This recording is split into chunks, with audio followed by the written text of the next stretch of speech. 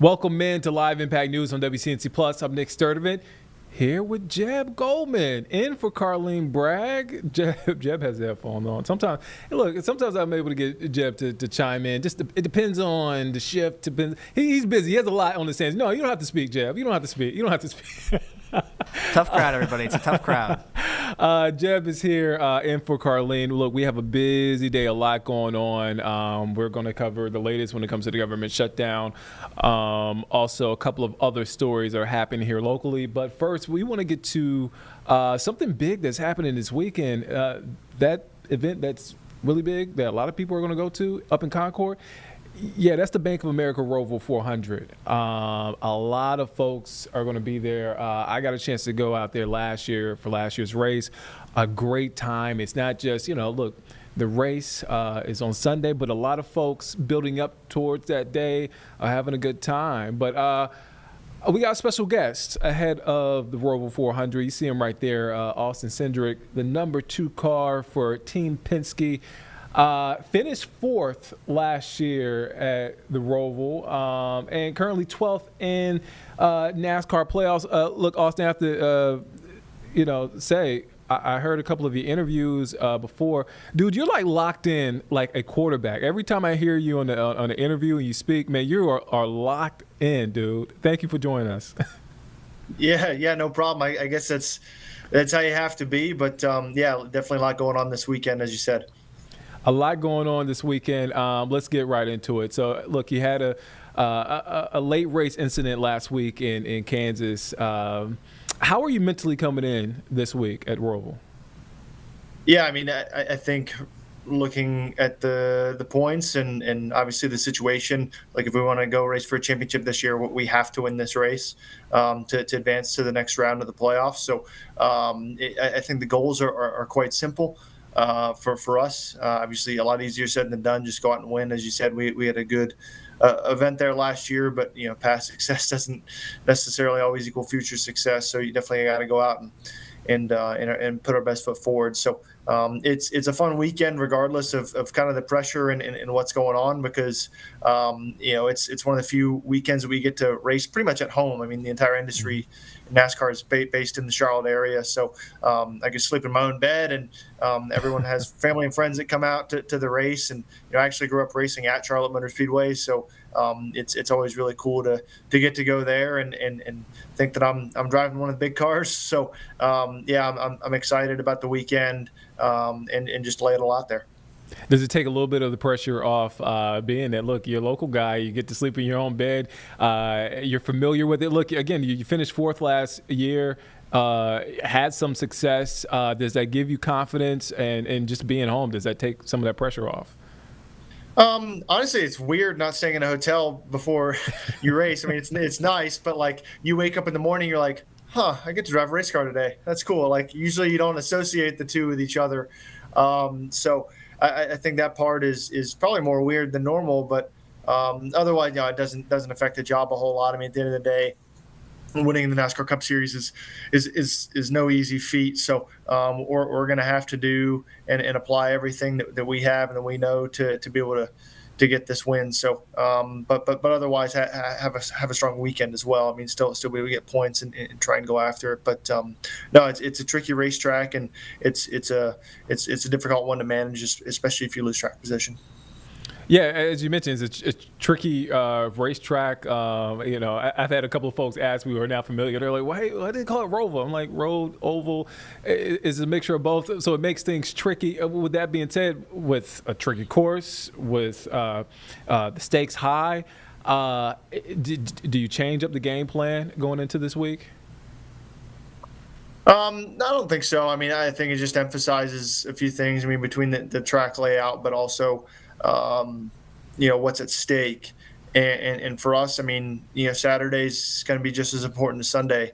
Being able to qualify well, push yourself out front, be able to have that track position, have a good pit stall, be able to kind of control your destiny, control your strategy well. So, my ability to go contend for a win definitely starts, at 2:00 on Saturday when we practice and qualify. So there's definitely a lot that goes into it, and I think every lap that I make is going to have an effect on our ability to be able to capitalize on the opportunity we have. Look, I know race day or this weekend too. Even when you're qualifying on Saturday, it's I mean, look, there's pressure, but especially with Charlotte Motor Speedway, what are some of the things that you enjoy about Charlotte Motor Speedway? Again, this is in your backyard, but I guess what are the things that you enjoy? / do you enjoy some of the, I guess, certain things at Charlotte Motor Speedway?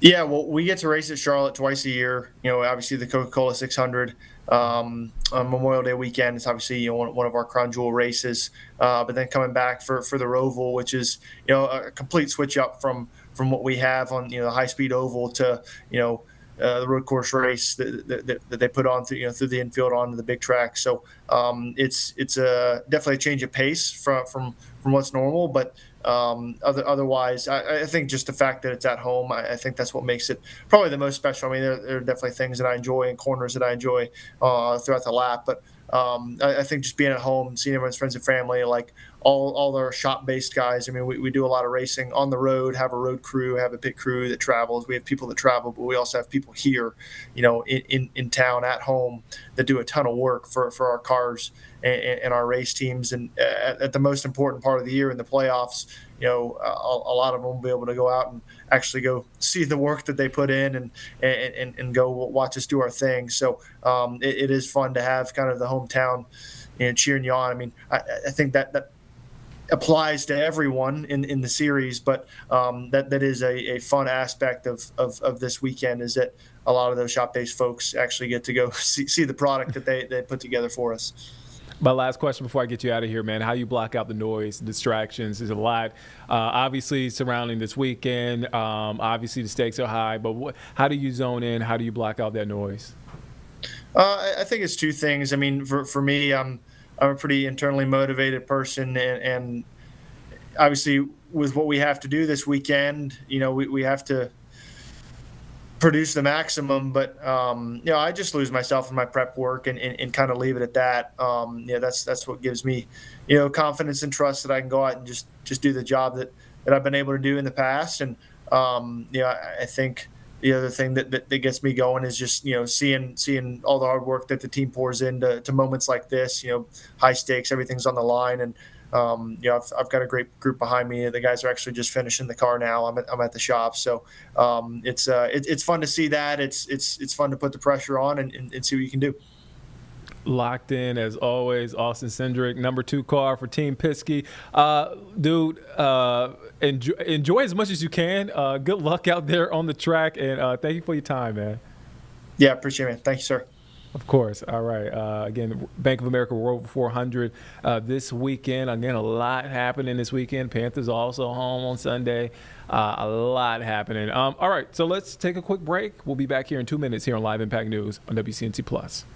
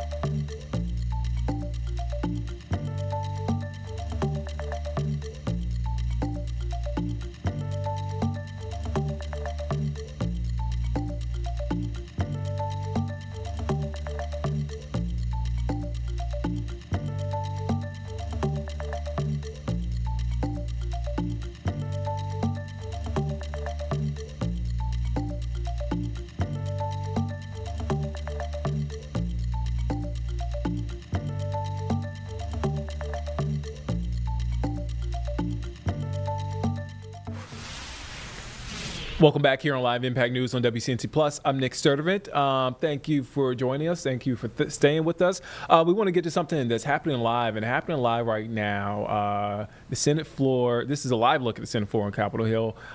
Senate is in session right now. That is Roger Marshall, Republican out of Kansas, right now on the floor speaking. Again, this all as a government shutdown looms. Another vote won't happen until tomorrow. But again, Senate is in session. Let's take a listen in to what's being said. Just like they did with the original subsidies. So this to me is two different issues. We have the issue here of keeping the government open. And we have the issue here of health care. And I want to take care of both of them.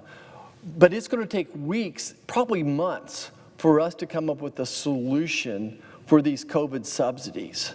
So I don't think it's fair to keep the government closed down because they weren't willing to talk about this. It's interesting that, we didn't hear a thing about this, at least I didn't, from the minority leader that he was concerned about this till just a couple of days ago, again, which makes me think he wanted the shutdown. He wanted the shutdown to appease his liberal left base.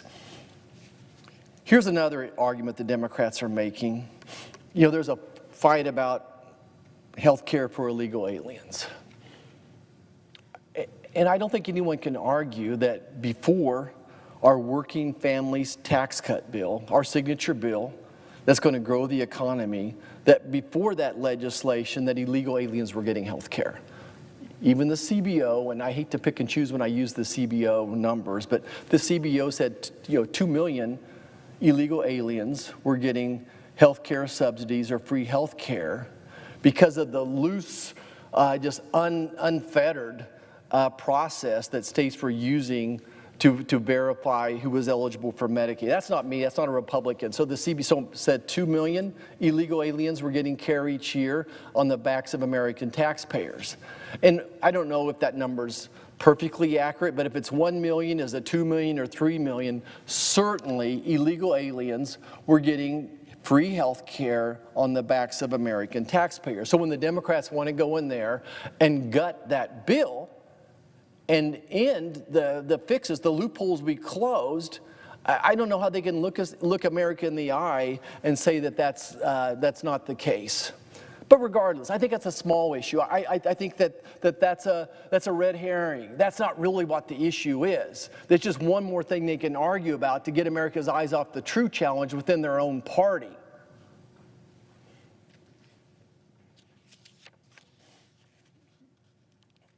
The minority leader says we're not negotiating. I just think that's such an untruth, that we're not negotiating. My gosh, the Appropriations Committee, Republican-led Appropriations Committee, has been negotiating since President Trump, since we were sworn in January. And just nothing but compliments to Senator Susan Collins and her team and the Democrats on the appropriations team.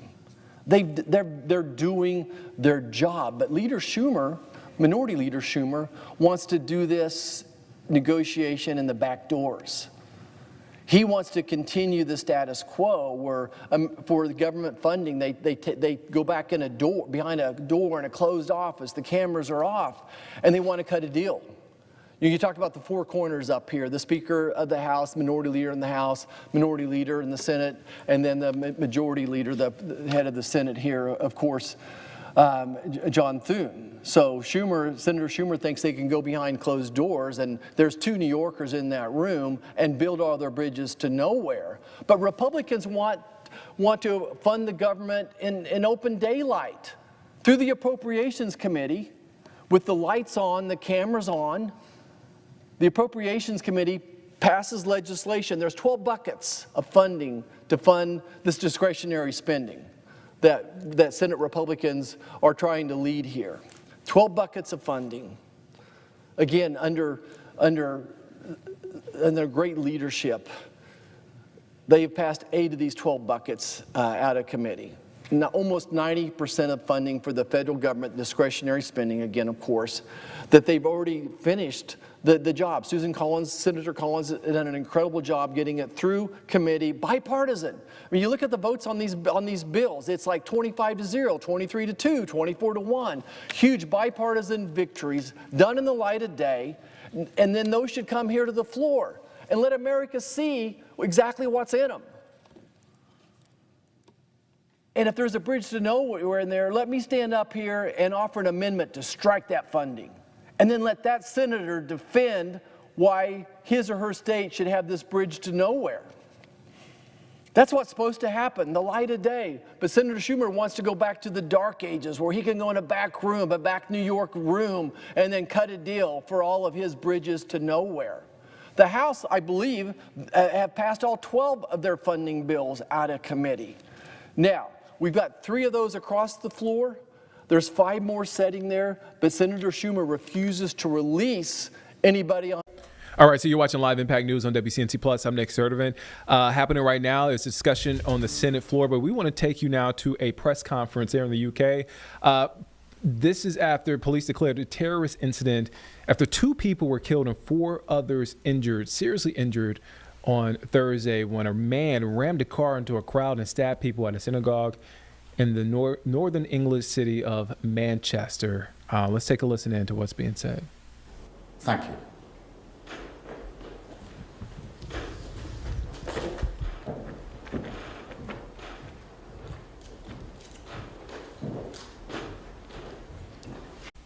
Again, caught the end of that, but press conference there as police, again, just a tragic situation there in the UK. Police declared a terrorist incident after 2 people were killed and 4 others were seriously injured on Thursday when a man rammed a car into a crowd and stabbed people at a synagogue in the northern English city of Manchester. It came as worshipers observed Yom Kippur, the holiest day in the Jewish calendar. Looked like we got an update there. We just missed it. We'll make sure to get that to you as soon as possible. But for now, let's go back to the U.S. Senate floor as debate continues, and again, as this government shutdown continues. Let's take a listen in. And guess what? They're about to get mowed down like dry corn stalks in a Kansas tornado. They took the bait. They took the bait, empowering the White House to finally shrink this federal government, this monster of a beast that we have here now. You know, when Joe Biden was sworn in 2021, there was about 2.8 million federal employees. So President Biden started 2.8 million. By the time he finished, we had over 3 million federal employees. Now, President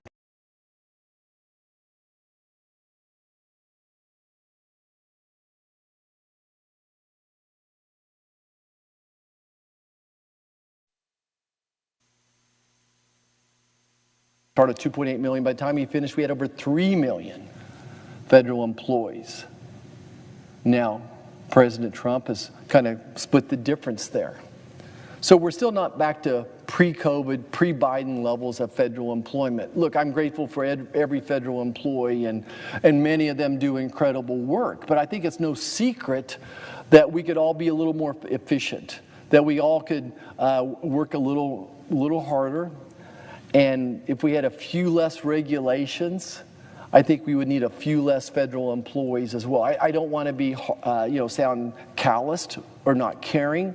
I'm grateful for every job an American has, but my goal would be to help move these people with some of these federal jobs and move them into the real world and adding to GDP rather than subtracting from GDP. That would be my goal. There's a reasonable number of people we need to do the work of the federal government, but I just think that going from 2.8 million pre-COVID to over 3 million just seems to be too much. So, like I said, the squad has led the Democrat Party into Brer Rabbit's briar patch, and they're about to get mowed down like corn stalks in a Kansas twister. I think the last thing I want to go back to here is the Democrats are saying that they really want to add $1.5 trillion to our debt. Again, we have $37 trillion of national debt now as a nation. We're spending almost $3 billion a day on interest. That's right, America, $3 billion a day on interest alone, $1 trillion a year, and they want to add $1.5 trillion to our national debt. But get this, in November of this last year, America rejected that plan, okay? That's why the voters gave Republicans the White House, the House, and the Senate. They didn't want us to borrow another $1.5 trillion. So what's motivating the squad? What's motivating Senator Schumer to do this, to shut down the government? What's motivating their lust for power and their control of the American people? I think the socialists have always thought if you control health care, that's the first step in controlling the people, right? So what's motivating them? I think number one is let's just be frank here, it's Trump derangement syndrome. I think that's their number one motivation to shut the government down, is Trump derangement syndrome. They have a hatred for President Trump that I've never seen anything like this before in my life. I think the second reason is the liberal left has not realized they lost the election. You know, you go through these stages of grief, and denial is the first one. The liberals still have not realized they lost the election. 78 million people voted for Republicans to control the House, the Senate, and the White House. That they're rejecting the Democrats' lust for power to control Americans, to borrow from our grandchildren. So that's their motivation. Look, if they want to change these policies, then go win the election. If you want to change the policies, go win the election. You know, I think back to 2020. And the Democrats had a sweep, right? The Democrats swept the elections in 2020, and they added $2 trillion a year of debt. So they grew the budget from about $5 trillion to $7 trillion overnight. But when it came to keeping the government open, the Republicans didn't go back to them and say, hey, we're going to keep the government open if you decrease your spending by $2 trillion a year. We didn't take that hostage. We could have. Does that make sense, comparing 2020 election to this election? The Democrats swept in 2020. They came in and added $2 trillion of spending. But over a dozen times, Republicans walked the plank and said, we'll keep the government open. I wasn't happy about that then. I'm not happy about it now. I'm not happy about the spending levels that we're fighting for right now. I think that they're way too much. If you want to continue your liberal socialist policies, Democrats, go win an election. Go win an election. We came through with a bill for America to cut taxes, to grow jobs, to make the government more efficient. And look what's happening. You know, the gas prices are down, grocery prices are down, the border's secure. All those types of things are happening under Republican leadership. We want to address the cost of health care. We truly, truly do. I want to point out that we're just not going to negotiate borrowing another $1.5 trillion or continued throwing money at health care issues in order to keep the government open. Again, this is apples and oranges. We need to open the government back. We need to fund the government for a couple months, a clean CR, let Senator Collins and her team, working with Democrats, get that other 10% of funding across the finish line. In 2 months' time, we can bring those bills to the floor in front of the American public, debate them, offer amendments, make senators defend their bridges to nowhere, as I call them. And then continue the work on health care. And it's not going to be easy. It's going to be painful.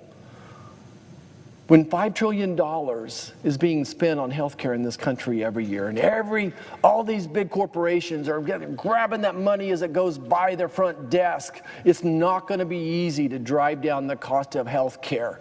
But we have to do it. To me, this is common sense. We're asking the Democrats to vote for a clean CR based upon levels of spending that every Senate Democrat in here that was in office voted for just 7 months ago. 7 months ago, every Democrat in here voted for these spending limits. Again, a dozen times under Joe Biden, Republicans walked that plank and kept the government open. I pledge to every Democrat, no one's going to work harder than I will to help solve this riddle for health care, focused on driving the cost of health care down. But at the end of the day, this shutdown keeps us from doing the real work of the people, from having real debates about the cost of health care, our national debt, our spending, all those things. During a shutdown, things freeze up here. And we can't do the work that we need to do in our committees to address these different problems. One of our presidents once said this, and I'm going to quote him. I know that it's said that one of the easiest things in the world is to give away somebody else's money. But government does not have money except the money it takes from people. And so every time we talk about spending money on this or that program, on health care or COVID subsidies, let's remember that the government has no money except what it takes from the people. And the people know that, and they're feeling it. They're feeling the pain of the government taking so much money. That's my quote. Go back to the president's quote here. And the people are tired of big government taking all the money they earn. Boy, if you're a senator up here and you're listening to anybody back home, I think you understand folks back home are tired of big government taking all the money they can earn. So I ask my friends across the aisle, and they truly are friends. There's not an enemy. There's not a Democrat I would call an enemy. President Reagan said he had no political enemy, only political opponents. You know, no different than we see gladiators on Sunday playing these football games, and at the end of the game, they're shaking each other's hands. Both parties should fight for what they think is right. But if we stay fixed on the goals, the common goals, working towards a balanced budget, keeping the government. All right, so you're watching Live Impact News on WCNC Plus. I'm Nick Sturtevant. Right there is a live look at the Senate floor. That's Roger Marshall, Republican out of Kansas, on the Senate floor. Again, another vote is not expected until tomorrow. But again, the Senate is still in session as we are in day 2 of the government shutdown. We are expected to get an update from Julie Kay, covers all things politics for us, on the impacts of the government shutdown a little later. But first, we want to take a break. We'll be back here in just 2 minutes here on Live Impact News on WCNC Plus.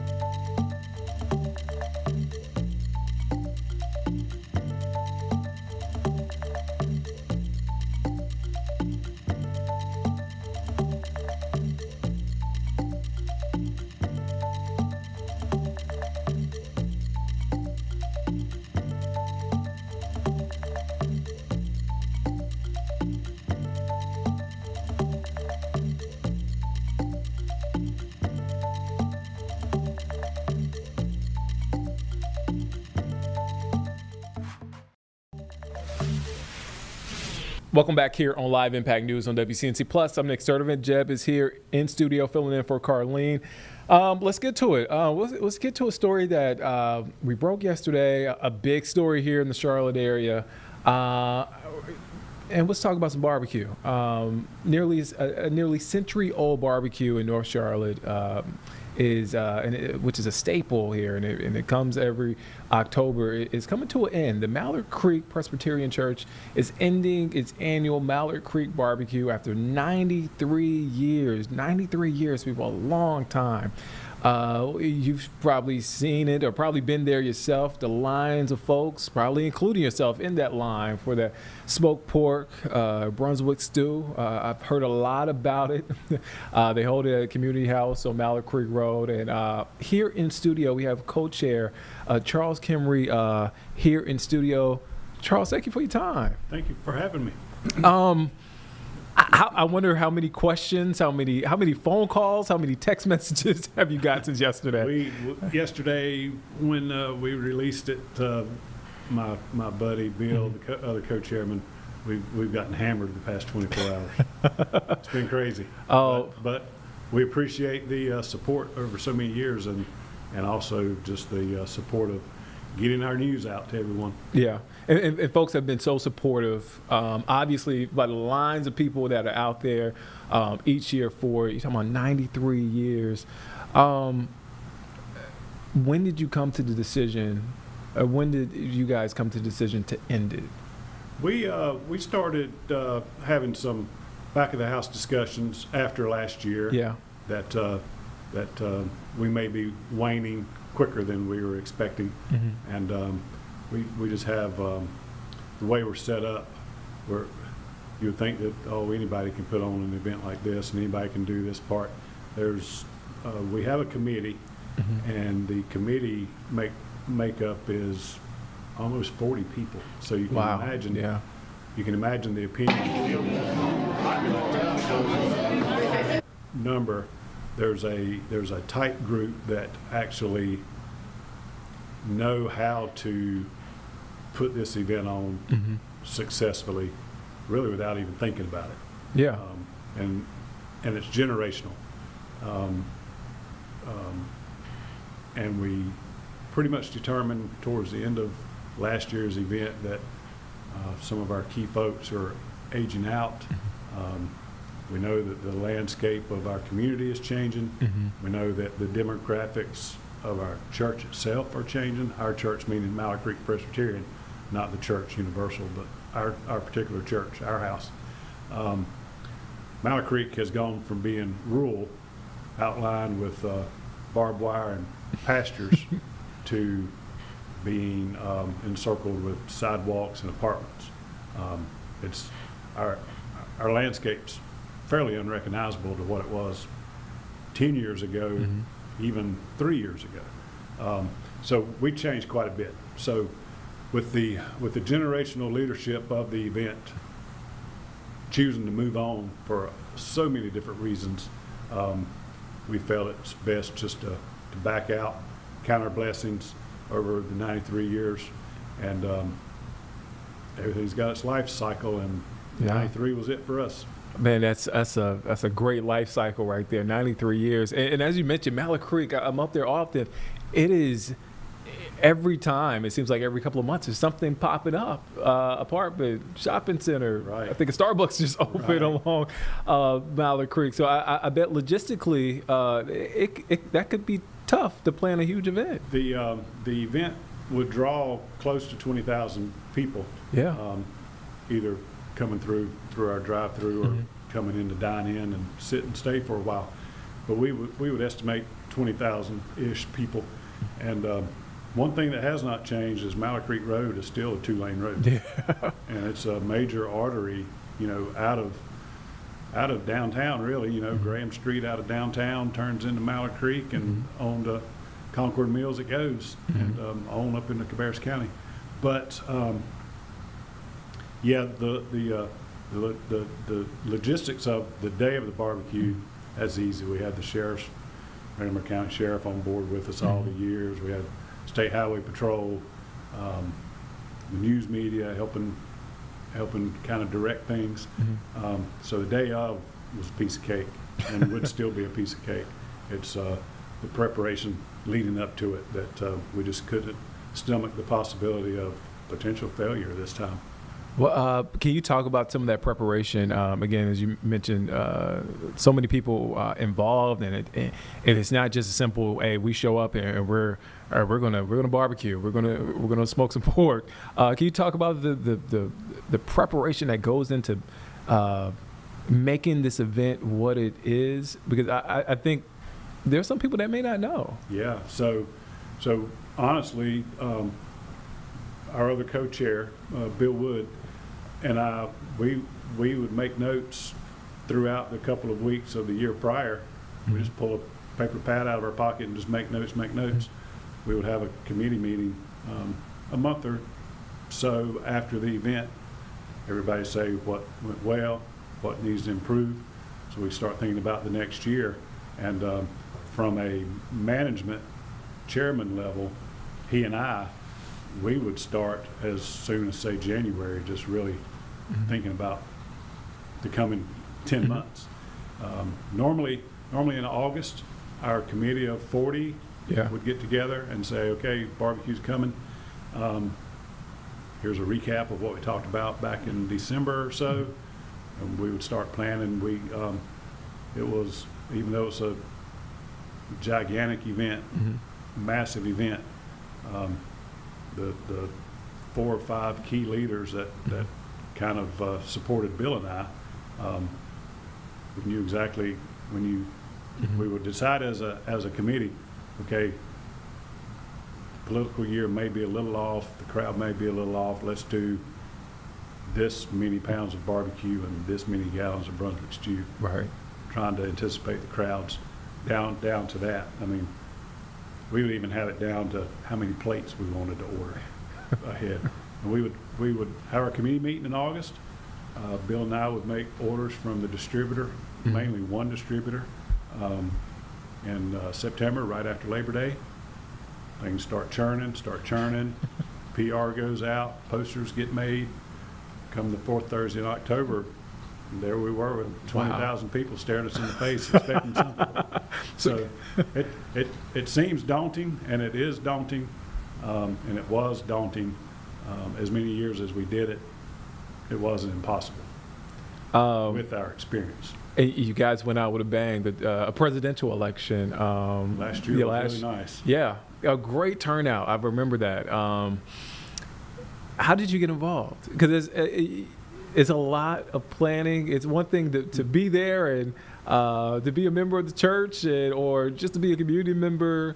Yeah. But it's another thing to really roll up the sleeves and get involved. Well, we never turned a volunteer away, so we were taking almost anyone who would come. Mainly it was church members who would volunteer. Mainly it was church members, and then maybe someone who may have been a member of the church, moved on, said, I'm coming back to help the barbecue. It could be just, I know we had just members of the community that would come and help. Me personally, I sort of married into it. My wife's great-great-granddaddy was one of the original folks back in 1929. Oh, wow. So, and her family, that family as a whole was huge in our church. And so when we were dating, once we got married, it wasn't a question of are you, it was a statement of you are, and helping wasn't a question. So I've been a part of it for 36, 38 years myself, and helping to chair the event was 17 years. So you've never really been a part of the event as somebody in line getting barbecue. I mean, you've always kind of been involved.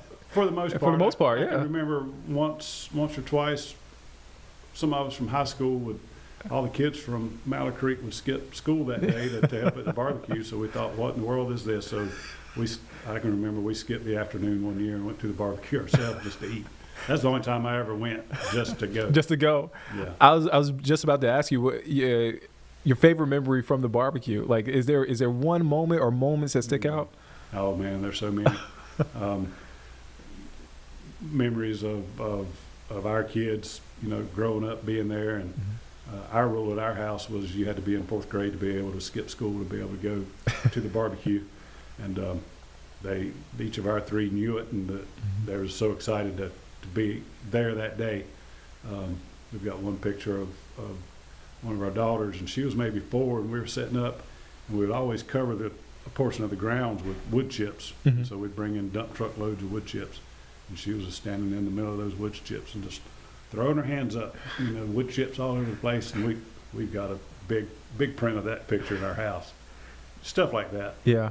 Wow. I'm sure there's many other stories that folks could tell.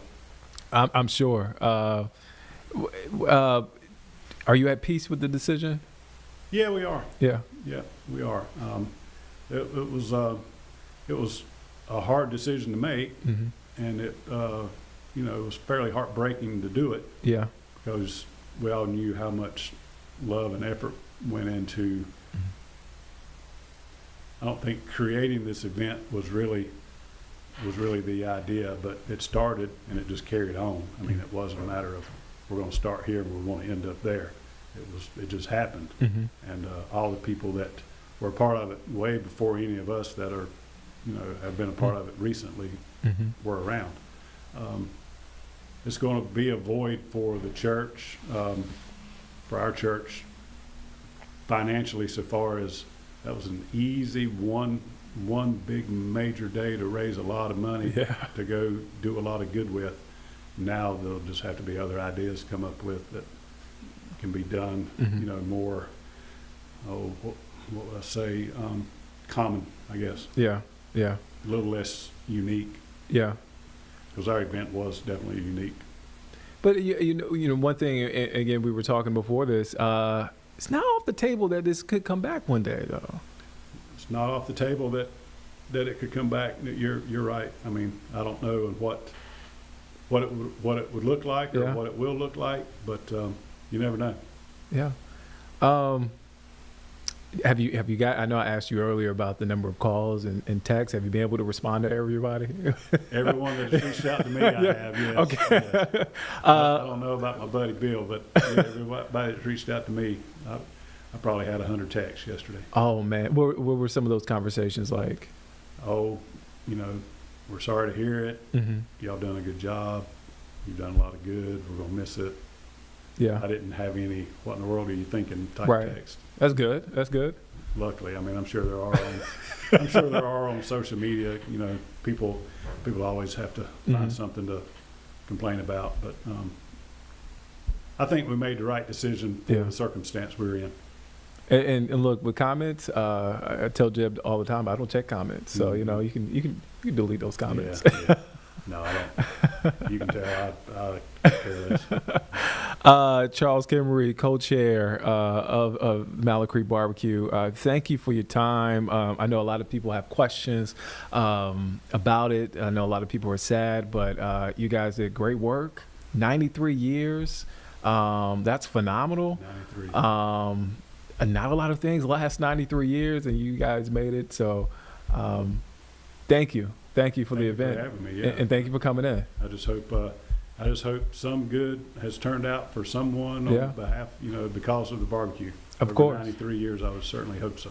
And again, raised a lot of money to help a lot of people. Yeah, it was helping the missions, helping folks and being a part of missions, regardless of what the mission is you help somebody who, for one particular moment in time, for whatever reason, can't necessarily help themselves. Yeah. All right. That's the way I look at it anyway. Thank you so much again for stopping in. Thank you. You have to come back. You look great. It's fantastic. We always tell people to come back. Don't be a one-time visitor. Charles Kimmery, co-chair of Mallard Creek Barbecue. Again, thank you for your time. Thank you for coming in. We're going to take a quick break here. We'll be back here in just 2 minutes here on Live Impact News on WCNC Plus.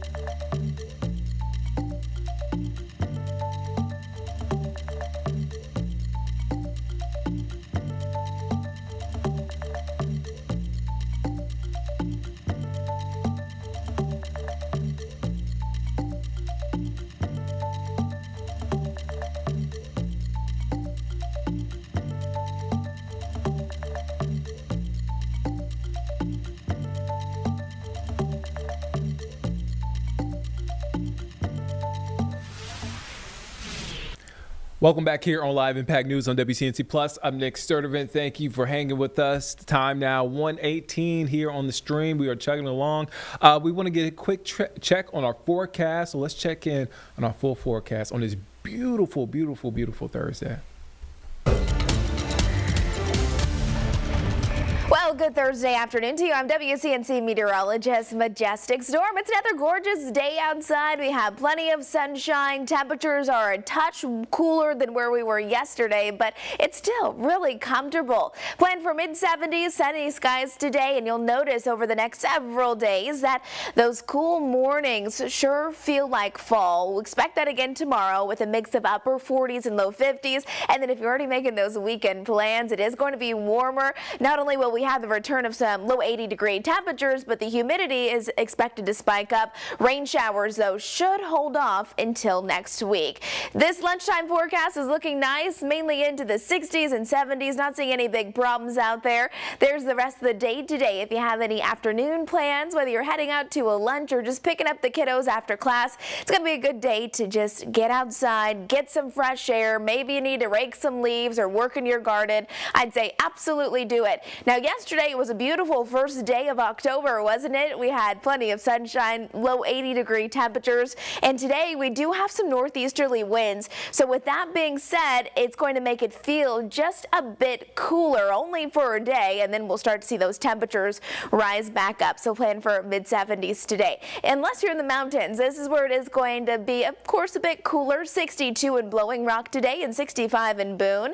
As we're looking at the foothills, mainly into the lower end of the 70s, Morganton 72, dry conditions, partly sunny skies, and mid-70s out towards Gastonia or Shelby. One of those days where maybe if you need a car wash, today would be a good day to do it. 74 in Lancaster and 73 in Chester. Have you noticed that the humidity has really felt just low? You step outside and it's hardly noticeable. It's because really our dew points have been holding steady into the 40s and low 50s, and that's going to be the trend over the next 2 days. And then Saturday and Sunday, if you are doing anything outside this weekend, maybe you're taking the family to the pumpkin patch, the humidity is going to be a bit more noticeable, especially as we're heading into early next week as well. So remember, over the next 24 hours, the forecast stays quiet. We'll get to enjoy some sunshine. We'll have some showers just offshore, but for us, really quiet conditions. And then even if you're making those weekend plans and heading out to the Roval 400, this is what you need to know. Saturday, we're going from 75 degrees today to a little warmer for our Friday, and then Saturday,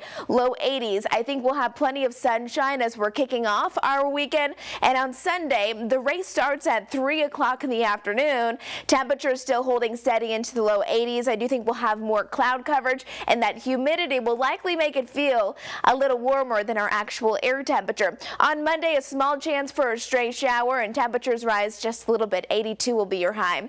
Precipitation, though, as a whole will be 0, not just today, but all the way through Sunday, and then we'll start to see those rain chances increase by next week. We can see a system that'll be approaching next week. Small chance for a stray shower on Monday. Rain chances really increase as we're heading through Wednesday, so the middle to end of our work week. So stay close to our weather team. We'll keep you up to date with the very latest. We started out the week with a little bit of rain, but now we're wrapping up the week with plenty of sunshine. But honestly, we still need some rain. A lot of our viewing areas still indicated in being abnormally dry. That's our drought monitor that's updated and released every week, and still indicating that even though we did have some rain, it wasn't quite enough. 75 degrees again today, nothing but sunny skies, mid-50s as we're heading into the overnight hours, some low 50s for us, and then we'll warm things up this weekend. The Panthers are at home on Sunday with a high of 80, and then some unsettled weather next week. All right, so that is a look at the forecast. Pretty beautiful weekend shaping up. All right, so we want to turn now to something happening live. Let's go out to Oklahoma, where right now Governor Kevin Stitt is announcing who would take over the Oklahoma State Department of Education. Let's take a listen in. The legislature and the governor's office. I bring with me a perspective of more than 30 years in education, including over a decade as a public school superintendent, leading one of the top performing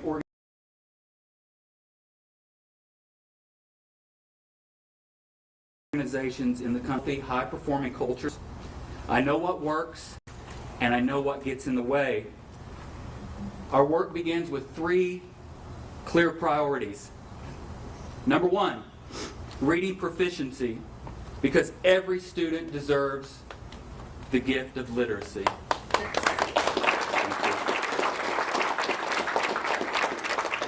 Number 2, teacher recruitment and retention, because nothing matters more than great educators in every classroom.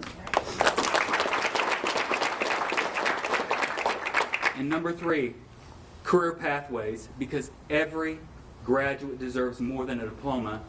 They deserve a future with options. Thank you. And to parents, you are essential partners. We expect you to fight for the highest possible good of your children. And you can expect me to fight right alongside you. Along the way, we'll lead with honesty and respect. I believe in the principle, do what you say what you mean, don't say it means.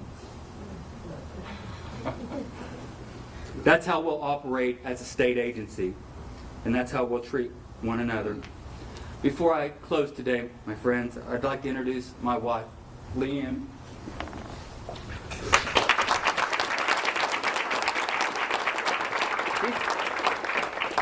We celebrated our anniversary yesterday, by the way.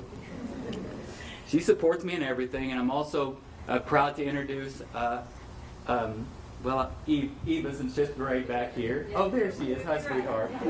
This is Eva. Also, her brother and sister are here.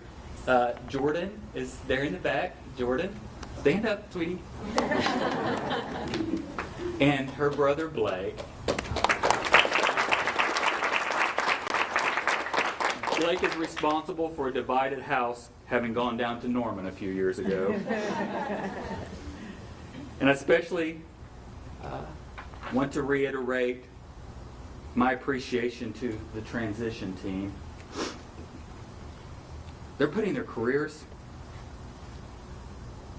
their businesses, and even parts of their lives on hold to serve this state in such a critical moment.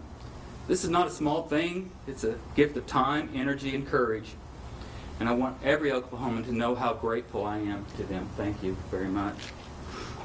This will not be easy work. Turning around a ship takes time.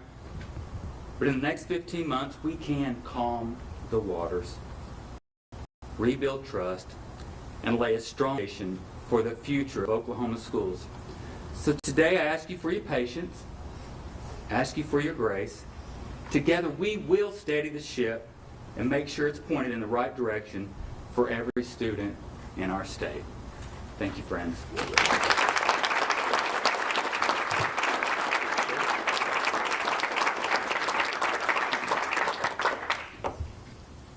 You guys can see why I chose Wendell, right?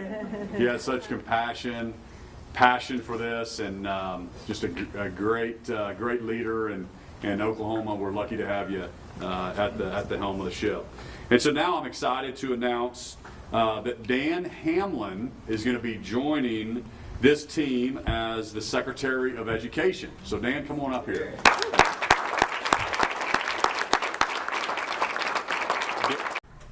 All right, so you're watching Live Impact News on WCNC Plus. I'm Nick Sturtevant. That is Oklahoma Governor Kevin Stitt, as he announced who will officially take over the Oklahoma State Department of Education. Just a couple of days after the previous one, Ryan Walters officially resigned as state superintendent. Again, that announcement was made. So we're going to come back home. We're going to take a quick break. Let's take a 2-minute break here on Live Impact News on WCNC Plus.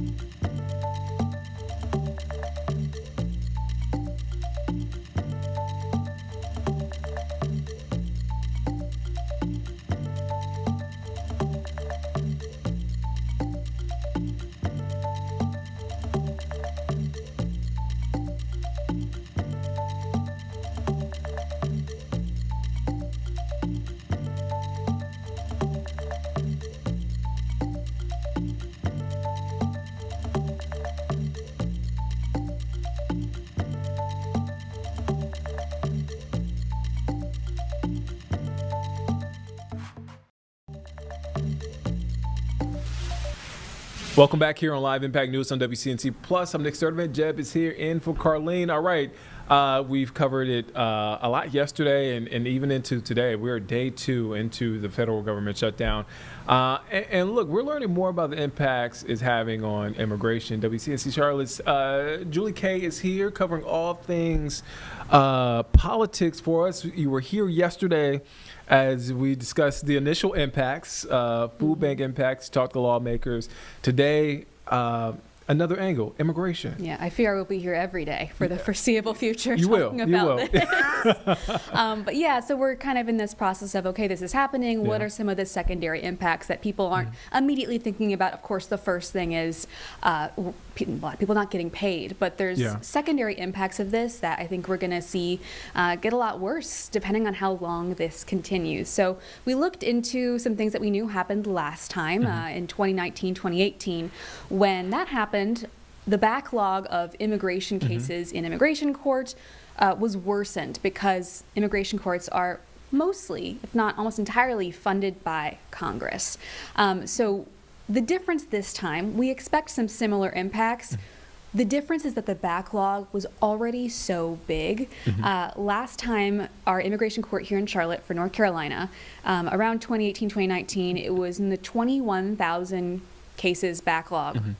Then I checked today, and the latest numbers are August, 133,000 cases. So that is a huge spike. And that's a trend nationwide, of course, Yeah. not just necessarily more immigration, but also just the courts that were already backed up. Of course, the more people come, the more they're going to get backlogged. So that's a national trend, but North Carolina is, I believe, in like the top 10 states for backlogs. So this is a problem here in particular. I spoke with the Immigrant Justice Program, who we've talked to multiple times now, about situations like this. And they were like, as of right now, things are okay. It's only day 2. The courts are expected to move as normal. But if this continues, we expect it to get much, much worse. Now, I guess, how long does it take to process a case versus if things continue the way they do? What is that timeline? Well, it's already years for a case to go through. She said cases that might take 5 to 6 years to finalize could be 10 to 12. So we're talking Really? double for some situations. Yeah. And so you think about what this does to a person emotionally, you know, to be in this limbo of, I mean, they might have all their paperwork and everything they need, but in this many years, we know ICE agents are still working, though they are not getting paid. ICE agents are still going at the same rate they're expected to, whereas these cases are not. And so there's kind of this question of, well, what do I, it was already an existing question. Yeah. What do I do? What are my rights while I'm in this process of trying to prove that I'm here legally or trying to get the paperwork to be here legally, but I don't know what my rights are if I am detained by ICE in this in-between period. Did they speak to? I know a lot of the attention, and obviously because folks need help with their cases, but how are like advocates, workers, folks who are there helping folks process their cases? How are they dealing with this? Because you're talking about a massive jump in cases, and then we have a government shutdown, and then potentially there could be more of a backlog. Well, and honestly, I wish there was an answer for, I mean, the words they use to describe how they're feeling is frustration, anger, fear was brought up. But this is already happening on top of multiple federal cuts to programs like this. This is a nonprofit. I mean, we've talked a lot about those getting cut, their grants being held back. As of right now, and we've done multiple stories with this particular program where they thought they were going to lose thousands of dollars, they got it back, now they're not sure. Right now, their federal grants are coming through, but the update is that instead of being renewed every year, it's every 3 months. So that means that we know we're good for the next couple months, but this could easily go away at any moment. So it's kind of that added level of uncertainty, not knowing how much you're able to take on for a long period of time because you can't commit. When they say, they were very honest about the fact that that might look like staff cuts when it's already a very small program dealing with thousands and thousands of cases. And that might look like services getting cut. So as of right now, how they're dealing with it is they tell people, still to reach out, but they are not sure what that looks like going forward. Man, I can't even tell you, and I'm sure you can attest to this, how many organizations, nonprofits that have told us, hey, we're going to have to trim down our staff. Yeah. But the workload is continuing to grow. And it's just like, it boggles my mind, because that's a lot of work. No matter what side of the aisle you're on, that's a lot of work, and they're helping folks in our community. So, and countless stories. People who do these, this nonprofit work, not just this type, but any nonprofit work, when they have to cut their services back, that puts more pressure on the federal programs. That would be a lot of people's only other option. And so all these nonprofits, when they get cut, whether it's at the federal or city or county level, at the same time, they're all competing for the same other things. They're competing for people's time, for their donations. And just kind of right now, everything I'm hearing is people aren't, no fault of their own, in a position to give right now. So it's just in a bad position, not just for this nonprofit, but like you mentioned, all sorts of others. A lot of uncertainty right now. Julie, yes, you will be back doing more government shutdown impacts. You cover all things politics for us. Julie will be live at 4 and 5, but also Julie will be here in this seat from 12:30 to 4 tomorrow.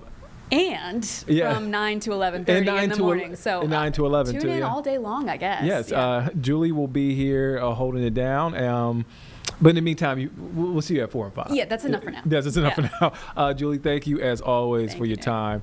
All right, let's move on. Do we want to go back to the Senate floor, Jeb? Okay, let's take a quick break. We'll take a quick break. We're going to step aside for 2 minutes here on Live Impact News on WCNC Plus.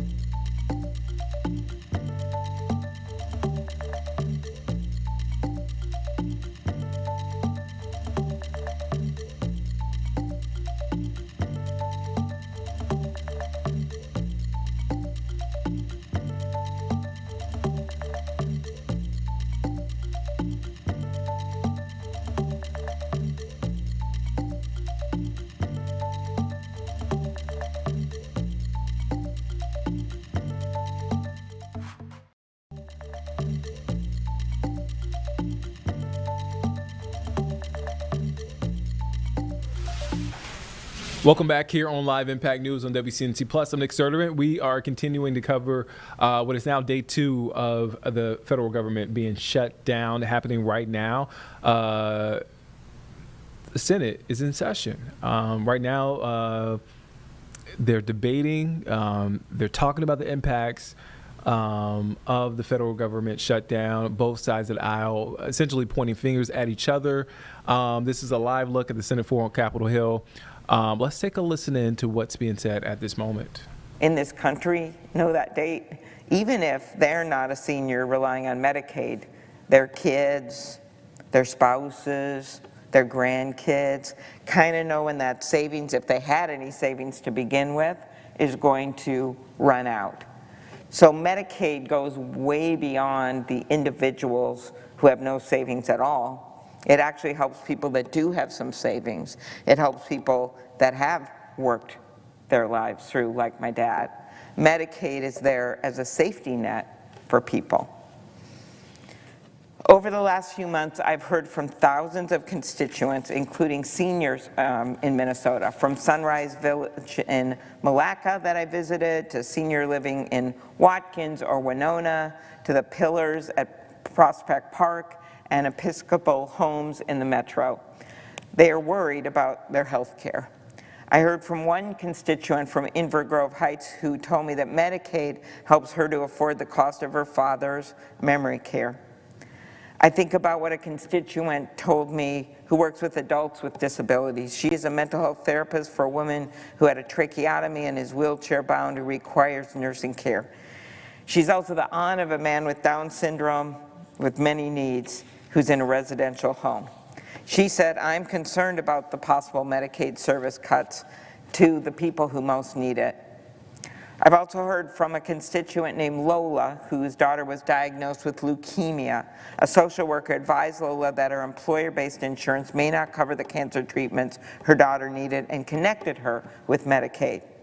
She said Medicaid helped completely with the surgeries, the T-cell therapy.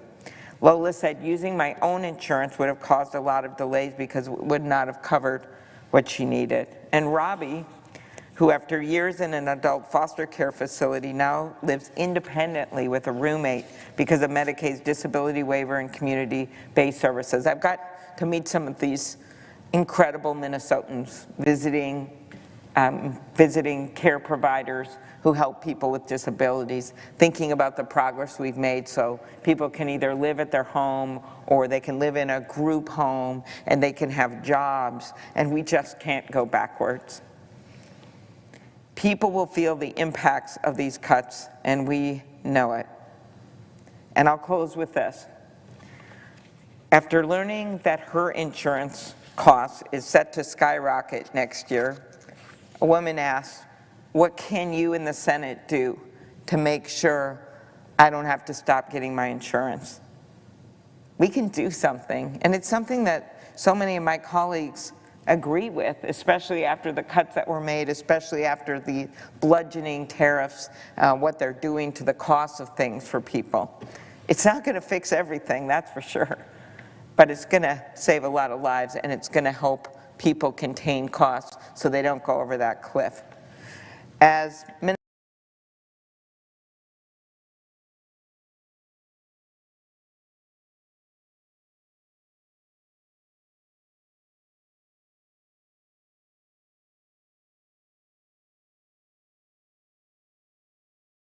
this. After learning that her insurance cost is set to skyrocket next year, a woman asked, what can you in the Senate do to make sure I don't have to stop getting my insurance? We can do something, and it's something that so many of my colleagues agree with, especially after the cuts that were made, especially after the bludgeoning tariffs, what they're doing to the cost of things for people. It's not going to fix everything, that's for sure, but it's going to save a lot of lives, and it's going to help people contain costs so they don't go over that cliff.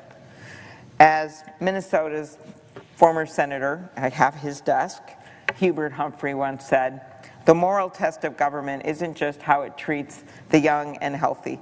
It's also how it treats the sick, the elderly, and people with disabilities. That's definitely true for us right now. And I believe this is a moral test for all Americans. At a time when so many families are struggling just to make ends meet, we can't sit back here and just play a blame game and look at the polls and We can do something. It's really pretty simple. We must work to protect Americans' access to health care. We must protect our rural hospitals. We must address our health care crisis. As I know, it's not a December or January problem, it's a now problem. And it's completely within our grasp to do this.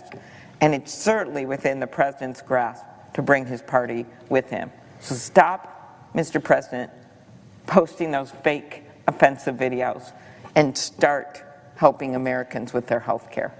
Thank you, Mr. President. I yield the floor. All right, so you're watching Live Impact News on WCNC Plus. I'm Nick Sturdivant. Right there is a live look at the Senate floor as debate continues as we are now in day 2 of a government shutdown. All right, so let's get out. Do we want to get out? Yeah, let's get out to some breaking news. We just got this into our newsroom. So happening right now, we have a crew on the way. They should be there in just moments. But a shooting, 2 people shot. And I'm reading this in real time, so give me a moment. 2 people shot, according to medic, on Edelman Road. One person has life-threatening injuries, and one person has minor injuries. Again, 2 people shot, one person with life-threatening injuries, one person with minor injuries. Here's a look at a map, so you can see it right here. So this is, again, Edelman Road. Jeb, you said Northwest Charlotte? Yeah, here, I'll zoom out a little bit. Okay. Northwest Charlotte. Also have a map pulled up so if you need to zoom out.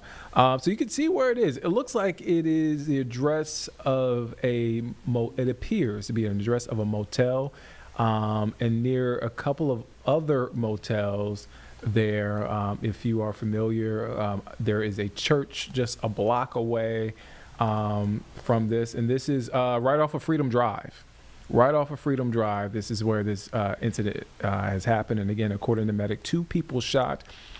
One person with life-threatening injuries, another person with minor injuries. It's right off of Freedom Drive, which, as you know, or you may not know, off of 85. So this is right off 85, off of Freedom Drive, not far from that exit. Again, Edelman Road. The address that we were given and that we got, it is in the vicinity of a motel, and there is another motel in that vicinity as well, and a church about a block away.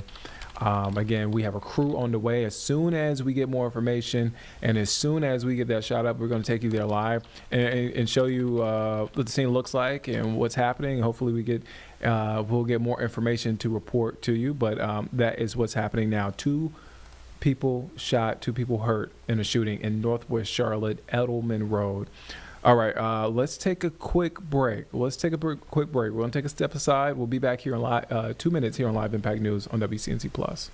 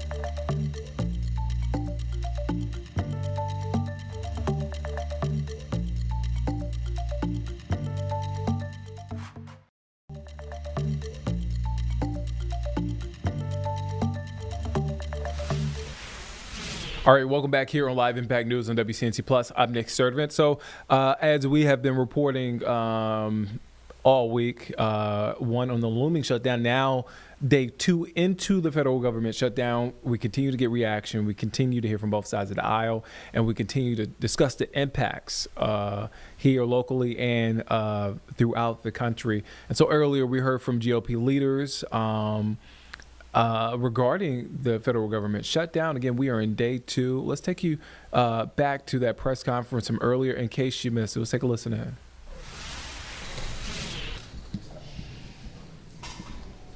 Coming. Well, welcome everybody to day 2 of the Democrat shutdown. Let's make absolutely clear what's happening here. Real pain is being inflicted upon the American people because 44 Democrats in the Senate have voted for the 3rd time to reject the completely nonpartisan, completely clean, very simple 24-page continuing resolution that we passed in the House here 2 weeks ago. Now, why did we do that? For a refresher for everyone, we have been working very hard, this leadership team, to get Congress working again. Congress has not done the appropriations process appropriately for many years now, and so we have forced the muscle memory back. Our appropriators have done a great job in bipartisan fashion, by the way, and they've worked very hard and passed 12 separate appropriations bills through the committee as is supposed to be done. We passed 3 of those off the House floor. The Senate did its work. For the first time in years, the Senate passed 3 appropriations bills off the floor. Those bills don't match up exactly. So the way the system works, everybody remembers from civics, is that when the 2 chambers have bills that don't align perfectly, you put together a conference committee. That's been done. All of that work's been done very deliberately, very carefully, and as good stewards of taxpayer resources. The problem is we ran out of time because the end of the fiscal year is September 30th. So we did the logical, simple, good faith thing. Instead of loading up a continuing resolution to keep the lights on, to keep the government open so this process can continue, instead of loading it up with poison pills or gimmicks or tricks, we sent over a very simple continuing resolution that every single Democrat in the Senate has voted for in the past, just to keep the government open for the people, so that we could get to November 21st, 7 weeks, to allow more time for this process to play out. That is what happened. Now, the Democrats did something they've never done before. Chuck Schumer has led them all to vote against it. Everybody's been discussing this for the last few days. Why in the world would Chuck Schumer do a 180-degree turn? Because he said passionately, as recently as March of this year, on the same instrument, the same CR, that it would be reckless and irresponsible and dangerous to close down the federal government. Why did Chuck Schumer change his tune? Everybody knows that now. He's trying to avoid a challenge from his left flank in his next Senate re-election campaign. And he wants to avoid the scrutiny that he received for doing the right thing back in March, because the far left and the base really went crazy on poor Chuck Schumer. And so he changed his tune. And now they're trying to pretend it's about something completely different. They have made a decision that they would rather give taxpayer-funded benefits to illegal aliens than to keep the doors open for the American people, to keep vital services, veteran services, health care and nutrition for women, infants, and children. They would rather not pay the troops and TSA agents and Border Patrol agents. They would rather stop services of FEMA in the middle of a hurricane season than to do the right thing for partisan political purposes. It is selfish, it is reprehensible, and it is exactly the opposite of what they have all said themselves in their own words very passionately every day until now. We've been playing the greatest hits loop here on a video right outside the Speaker's office for days. You've all seen it. Make them answer for that. Don't ask the Republicans what we should be doing or what we should be negotiating. I don't have anything to negotiate. I sent them in good faith exactly what they had voted for before. We did not put any Republican provisions in that. And we tried to make this very simple, in good faith, so the appropriations process of the people can continue. Now, there's been a lot of talk about, they say that we're making this up, this illegal aliens receiving taxpayer benefits. It's a talking point, they said. I want to remind you of a couple of key facts. Everybody can remember, I think, back to 2020, in the presidential debate for all the candidates on the Democrat side. You might remember famously they were asked the question, raise your hand, they said on the stage, if you believe that illegal aliens should receive health care paid for by American taxpayers. Every single one of them raised their hand, to great applause in the audience from the Democrats who were there. Those hands included Joe Biden and Kamala Harris. Now, what did they do? Did they follow through on that promise? Yeah, they absolutely did. Joe Biden used executive orders, and he expanded benefits, health care, to illegal aliens in his 4-year term. That was an outrageous violation of the existing federal law and of the principles of good stewardship. Those resources are not meant for people who break the law and come into our country. They're meant for U.S. citizens. And so they watered down these health programs. It was terribly dangerous. So we got the majority. President Trump has returned to the Oval Office with a mandate of 75 million Americans, this big popular vote win. The House Republicans received our largest popular vote total in the history of this institution. Republicans went immediately to work. And we passed the one big beautiful bill, the Working Families Tax Cut. And we fulfilled all the promises that we made. One of the key promises that we made, because you all know that the open border was probably the #1 issue in the election cycle, was that we would end that madness. We would cut off resources, hard-earned taxpayer dollars by American citizens, not going to reward people for breaking our law and coming over the border. And we did that. The one big beautiful bill, the Working Families Tax Cut, included a huge provision. A big chunk of that bill was the health provisions. Now, why are we saying that they want to return and restore taxpayer-funded benefits to illegal aliens? Because that's exactly what they did. When they rejected the clean CR that we sent over, the Senate Democrats, Chuck Schumer, filed a counter-proposal. Now, what was in that counter-proposal? You can see it for yourselves. In fact, if you're watching at home, go to my website right now, speaker.gov. Go to the press releases tab and you'll see it. It's listed right there. Just click on it. I'd like you to turn in your hymnals to page 57, okay? Section 2141. It is there in black letter. They filed this. This is not a talking point. This is what they proposed. They wanted to add, instead of the clean CR that keeps the government open for 7 more weeks to allow us to finish the work, they proposed a wild list of partisan priorities.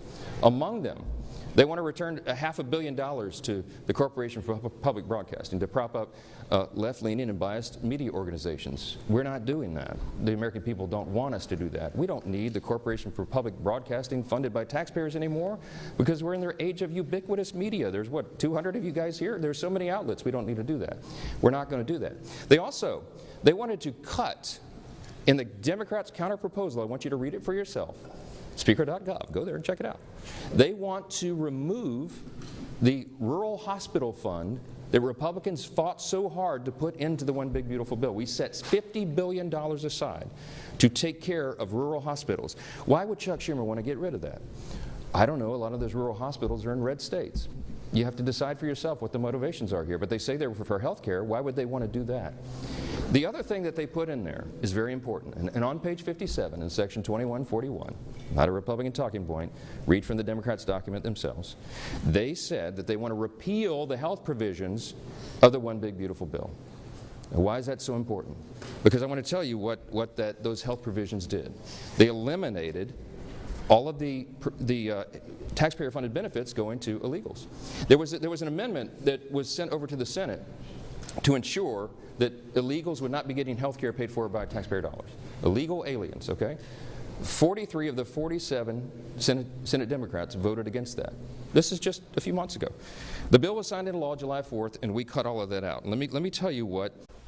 All right, so you're watching Live Impact News on WCNC Plus. I'm Nick Sertivant. That's House Speaker Mike Johnson out of Louisiana speaking on the government shutdown. All right, so we want to go to something live. So happening right now, California Attorney General and Secretary of State holding a press conference right now in L.A. to remind Californians about their voting rights and encourage Californians to vote early. So let's take a listen in.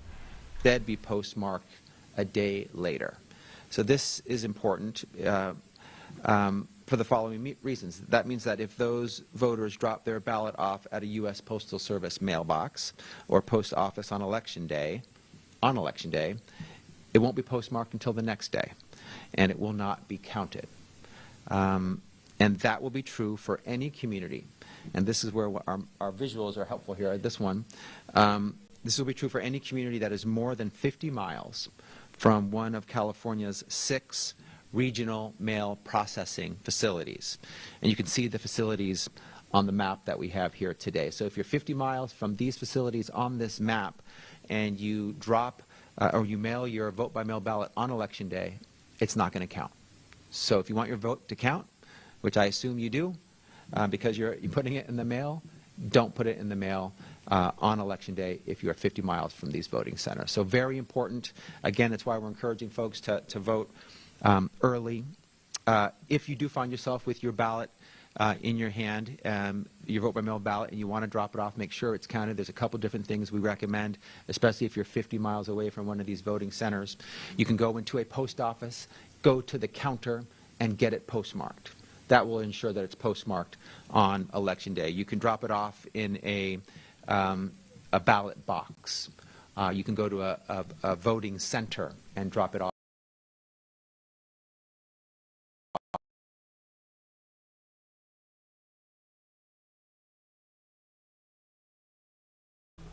All right, so it looks like we have some connection issues there, but again, that is California's Attorney General speaking regarding voting rights and early voting there in the state. All right, let's take a step aside. We're going to take a break. We'll be back here in just 2 minutes here on Live Impact News on WCNC Plus.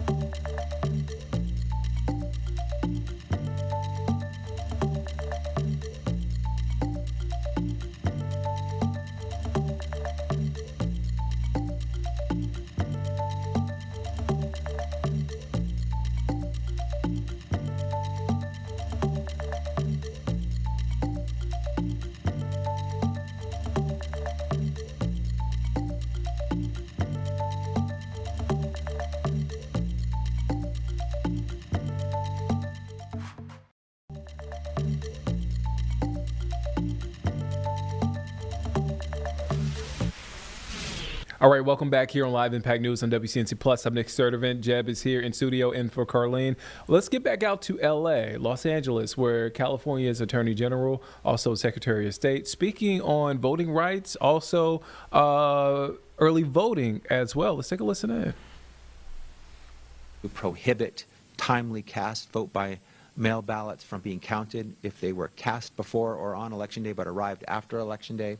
And we took Trump and his administration to court. We successfully blocked that unconstitutional, anti-democratic, and un-American effort. So those efforts that Trump had tried to implement and impose through his executive order are blocked by the court right now.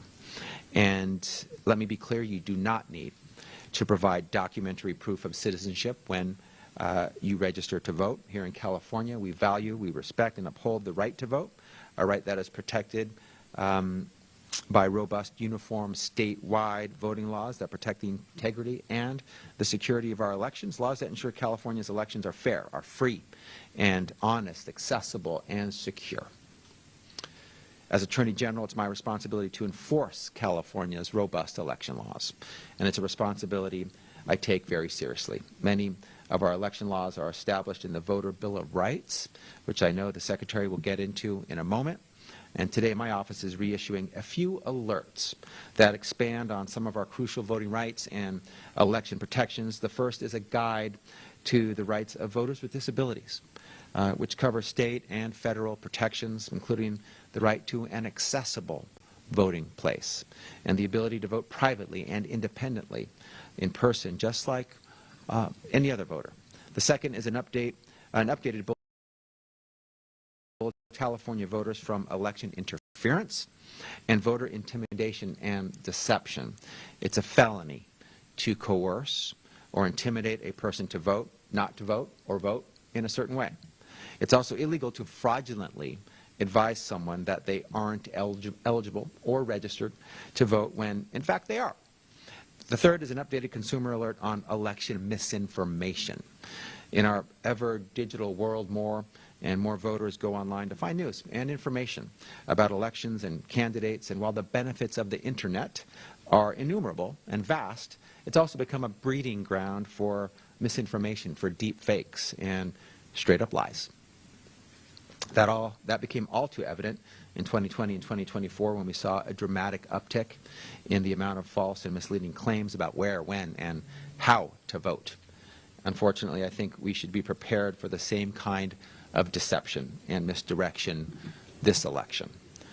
Just as we saw last year when thousands of voters in New Hampshire were targeted by scam robocalls impersonating former President Biden that tried to discourage folks from voting in that state's primary. As you'll see in the alert we've released today, it's a crime to intentionally mislead voters about their eligibility to vote or about where and when to vote.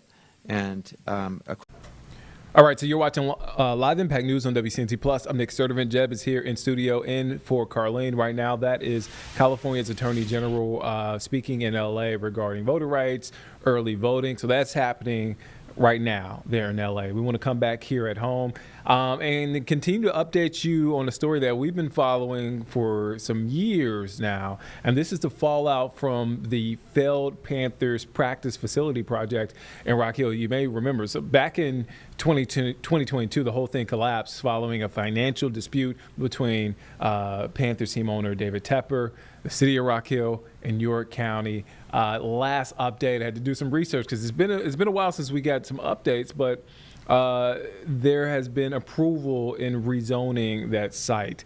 Live right now, WCNC Charlotte's Anna King, who's been following this story for us for some time there. It looks like you're on that site. Anna, so what's the update today?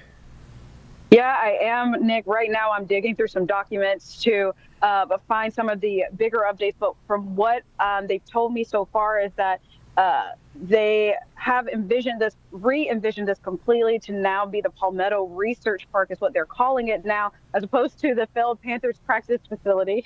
And then, but the appeal to workers or to companies that are coming out here is that the earthwork is complete, wastewater capacity now, and they're also launching a whole marketing campaign to really push this out. But I did speak to some businesses along the stretch because a while ago, like you mentioned, we've been on this for a while, but a while ago I spoke to some businesses along this stretch, so near this site, who were excited to hear, or were excited when the work started here for the now failed Panthers practice facility. And they told me every time they drive by here and they see that some work has been done or something is happening out here, they get re-excited because they actually moved closer to this area to try to get some of the traffic that this site seemed like it was bringing at the time. So I did speak with them a little bit earlier today, asking them just what they were hoping to see, what they are still hoping to see out here. And they kind of painted the picture that they would love to see just more tourism and just everything that the Panthers facility would have brought here. But yeah, so businesses here, folks here are still very hopeful, but again, some of the biggest changes are more of an appeal to the companies that are coming and highlighting the benefits of them being here on this site. Anna, before I let you go, I know you're digging through the documents right now. Do they have a timeline for this new project? That is what they told me I will find in those documents. I will have that update for you coming up here in the later shows. But I will also be speaking with a councilman who can hopefully paint the picture for us a little bit better as well. Again, Anna has been digging into this story for a while now. So when she brought it up at the editorial meeting, I think all of our ears perked up for some updates. Yeah. Anna, thank you. You can catch Anna at 5 o'clock with the update on that former Panthers practice facility site. Anna, thank you for your time. Thank you. All right, let's shift gears now. Jeb, do we want to go back to that press conference there in California? Okay, let's go back here to Los Angeles, where California's Attorney General is speaking regarding voting rights, regarding early voting. He's been speaking there for a while now. Let's take a listen in. Array of voting options and the election results. Before I hand it off to the Secretary, I want to give a quick acknowledgement to my team at DOJ who make it possible for us to protect the rights of voters across our state, including our team at the Government Law Section, the Civil Rights Enforcement Section, the Consumer Protection Section, and the Department of Law Enforcement. Thank you to our team for your ongoing work, you've already done, you're doing now, that you will do through and beyond Election Day. And with that, it's my great pleasure to introduce my wonderful friend and incredible leader for the state of California, Secretary of State, Dr. Shirley Weber. Thank you, and good morning. I'm always honored when I have the opportunity to participate in any activity that involves our Attorney General, Rob Bonta. He and I have been good friends since we were both in the legislature and have fought many, many battles together. And I was honored when he became the Attorney General because I knew then that the battle we would fight.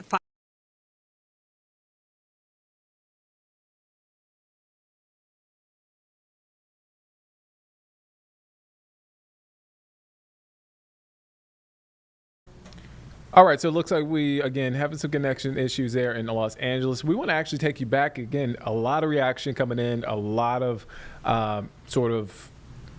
new reaction, hearing more voices, continue to hear some of the same voices from lawmakers regarding the impacts of the federal government shutdown, a story that we are following here locally and nationally. Let's take you back because earlier today, the GOP and GOP leaders holding a press conference talking about the federal government impact. Let's take Okay. Yeah, let's. Senate Republicans are speaking right now. Let's take a listen in. Morning business be closed, and notwithstanding Rule 22, the Senate proceed to executive session and resume consideration of SRS 412 post-closure, and that all post-closure time be expired at 1:30 p.m. Without objection. Mr. President, for the information of my colleagues, senators should expect a series of votes at 1:30 p.m. If there's no further business to come before the Senate, I ask that it stand adjourned under the previous order. The Senate stands adjourned until 11:30 a.m. tomorrow.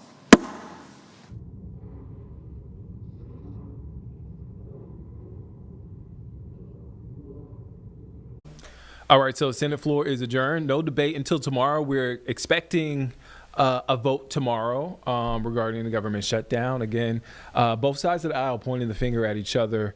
So again, as we were about to toss to earlier, we heard from GOP leaders and House Republicans earlier speaking about sort of this fallout from the federal government shutdown. Let's take a listen in case you missed it. A very straightforward way out of this, and that is for Senate Democrats to join with Senate Republicans and vote for the bill that opens up the government and allows negotiations to continue. Surely by opening up the government again, it doesn't resolve all of our differences, but it allows us to negotiate without Chuck Schumer holding the American people hostage. That's really what's going on here. You know, we had a vote on this House floor 2 weeks ago, and 99% of House Democrats voted to shut the government down, led by their leader. Hakeem Jeffries whipped their members to vote to shut the government down. And so they're running around this town right now doing podcasts and trying to be commentators. They're doing everything but being legislators. When they had an opportunity to actually govern, House Democrats voted to shut the government down. And now that the government shut down, they're trying to blame somebody else for what they did. They voted to do this. They can get bailed out by Senate Democrats. The bill is still sitting over in the Senate. And so rather than trying to figure out who to assign blame to, what they should do is go over to the Senate, talk to their Senate Democrat counterparts and say, Senate Democrats, Chuck Schumer, open up the government again. And then let's have a negotiation over our differences. President Trump, you saw Vice President Vance as well saying, we will negotiate, but not while you're holding hostages of the American people. There are real differences we can negotiate.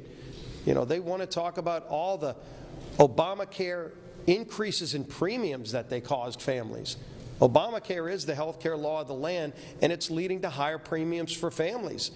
There are a lot of conversations that people can have about how to fix those problems. Throwing hundreds of billions of new taxpayer dollars to things like funding illegal alien health care is not the answer to that problem. And it surely is not the reason for Democrats to be shutting down the government. And yet that's what they're doing. Some of their own leaders have confirmed that's why they're shutting down the government. And it's unacceptable to most American people who just want the government to work for them and deserve that.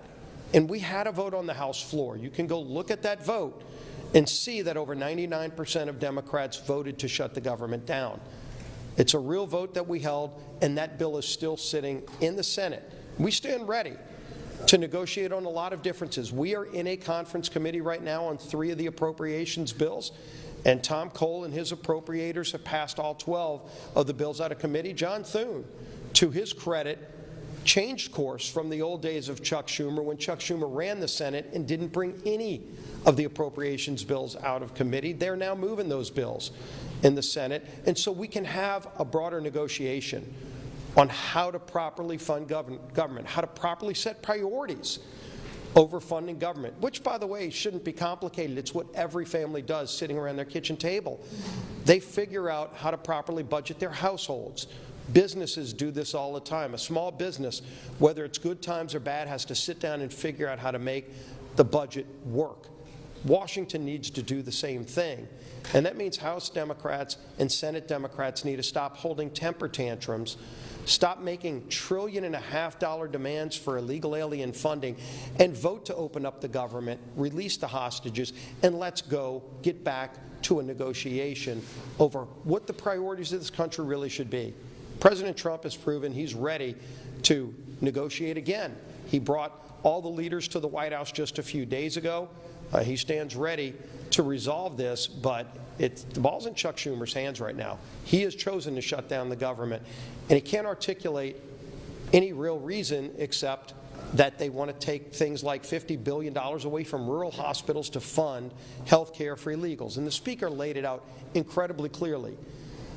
It's not some hypothetical. Chuck Schumer filed an alternative government funding bill, and it includes getting rid of all the verifications on things like making sure illegals can't get those taxpayer-funded benefits. They want illegals to get free health care benefits, and they're willing to shut the government down to do it.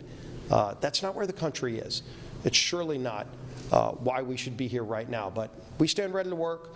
We've done our job in the House. It's time for the Senate to do their job and end this madness. Keeping our members tied together, united, focused on what we need to do is our whip. Tom Emmer. Thanks, Steve.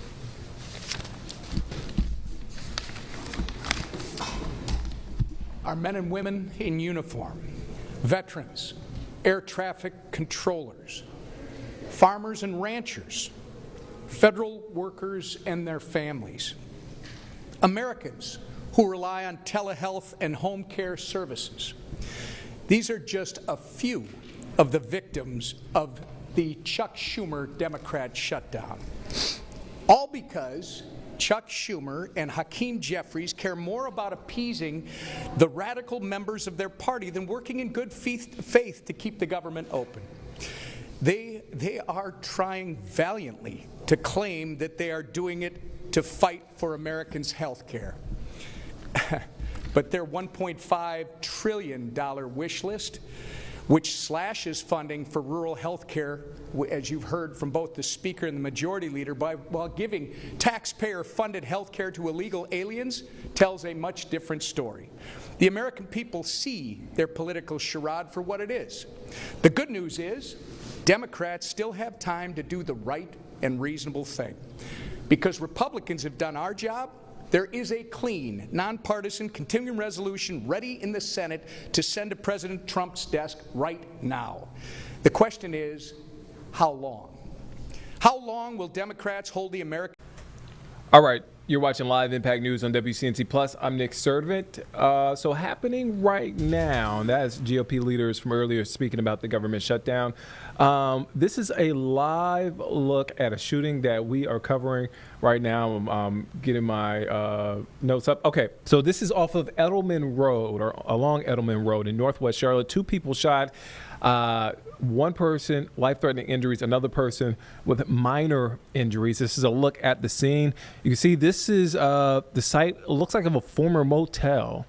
Again, we have a crew there on scene. That entire area is blocked off. Now, we pulled up a map earlier, and this is a live look from the scene. There appears to be another motel just feet away from this scene. And again, Edelman Road is just off Freedom Drive, which is not far from the I-85 exit. There's also a church about a block away, maybe not even a block away from this scene right here.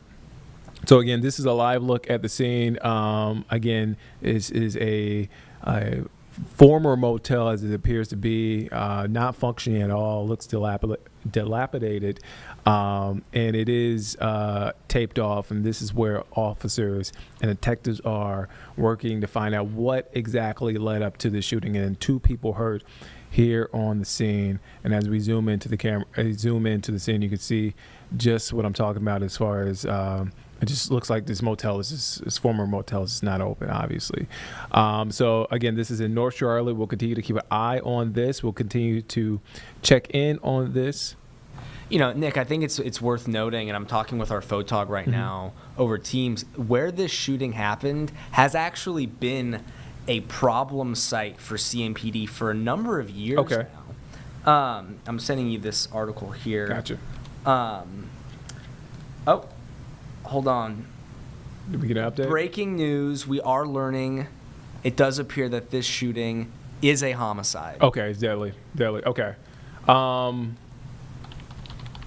me get to the update. Okay, yep. So CMPD putting out this alert. This is now a homicide investigation. You see CSI there on scene. This is in their Freedom Division. Again, this is off of Freedom Drive, which is not far from the I-85 exit. So what CMPD is putting out there, detectives with Charlotte-Mecklenburg Police Department's Homicide Unit conducting a homicide investigation on the 4400 block of Edelman Road in the Freedom Division.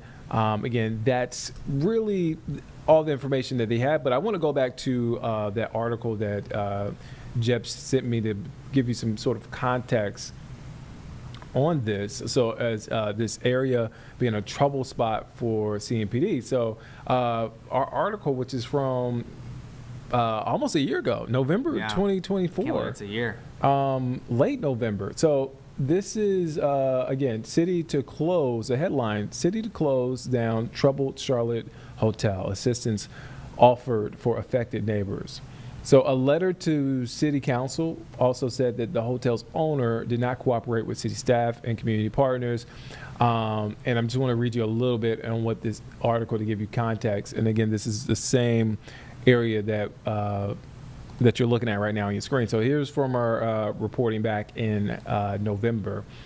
2 weeks after WCNC Charlotte provided an update on residents at the maligned Lamplighter Inn, the city of Charlotte has confirmed it's shutting the motel down and helping neighbors find housing accommodations. The city confirmed Friday, again, this is from back last November, it shared an update letter with the city council about what was happening. City staff said the inn will be closed on December 11th, affecting its 68 residents. Again, this looks this was the Lamplighter, it appears to be the Lamplighter Inn there in Northwest Charlotte off of Freedom Drive. Again, the Lamplighter Inn, as I just read, shut down late last year, November 11th. We reported on it for quite some time. Again, a trouble spot for CMPD. And now it's the scene of where a homicide is taking place. And also worth noting, Nick, this is the second homicide in less than 24 hours that CMPD is now handling. There are a lot of questions from people who live in the city about safety, and CMPD and city leaders trying to ease those concerns. Back-to-back homicides in the last one happened at 9. I mean, less than 24 hours. I mean, almost 12 hours, just a little longer. That one that you're talking about, 16-year-old boy. Yep, we talked about that earlier today. Near Midtown, that shopping center. And he talking about Metropolitan Avenue. That's a busy area. That's an area that is, from our video, like a Target is right there. I saw CMPD officers in front of that Target. That Target is connected to a parking deck. Below that is a Best Buy. There, it's a very popular running trail across the street. Yeah, the Greenway is right over the Little Sugar Creek Greenway. Oh, I couldn't think of. Thank you for reminding. I couldn't think of the name of the Greenway. A brewery. It's a very busy area. 8 o'clock at night, I believe this happened. Yeah, it was 9 o'clock because we were on Live Impact News. We broke it at something like 8:57 last night. But a very interesting scene. You know, it's 2 homicides. It is rare for CMPD. Like that's not the usual occurrence. And obviously, you know, last night's an absolute tragedy. We're still waiting to learn more.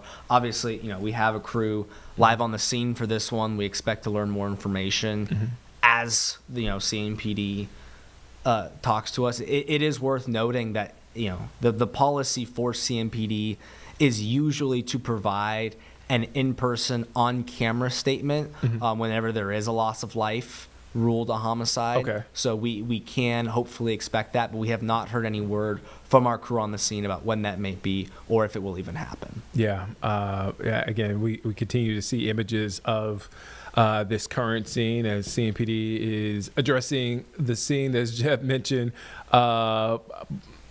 Would you say about 15 minutes, 20 minutes apart from each other? These 2 scenes, this one on Freedom as Drive? fars as like distance goes, I mean, you got Midtown to Northwest Charlotte. Yeah. I'm being generous when I say 15 minutes. Depends on traffic. It depends on traffic, so it's probably closer to 20 minutes.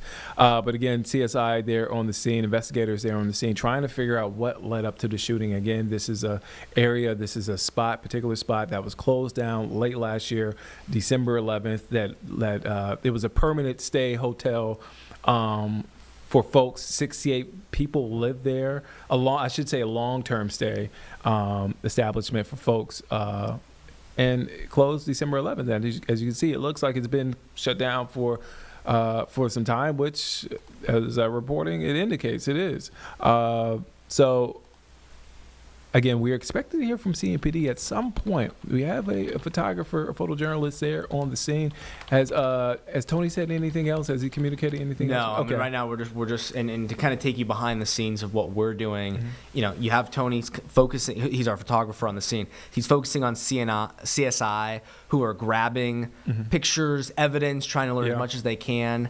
Our photographer is on the scene now. He was the fastest one we could get there. It looks like we may be planning to send a reporter, but right now it's all about gathering. We know about as much as you do, but we are trying to have our crew on the scene and get that information as quickly and as accurately as possible. And what we're doing is reporting this in real time. This is, as I mentioned earlier when we broke this story before our camera was up. Look, we're going to give this to you raw. We're going to let you know what's happening in real time. As we learn information, we're going to inform you. We're going to tell you. We're going to let you know. And so this is what we know. 2 people were shot. And that is... we know one person has died, right? I just want to clarify. That's what it looks like. Okay, one person, as far as it looks, has passed away from this shooting. So again, this scene, and again, I do want to mention the scene over there. No longer a scene, but was a scene last night that we broke here on Live Impact News. There on Metropolitan Avenue in Midtown, a shooting. A teenager, a 16-year-old, was shot at a busy shopping center. Again, this all as concerns around safety continue to be the conversation here in the city of Charlotte. All right, let's take a quick break. We'll be back here in just 2 minutes here on Live Impact News on WCNC Plus.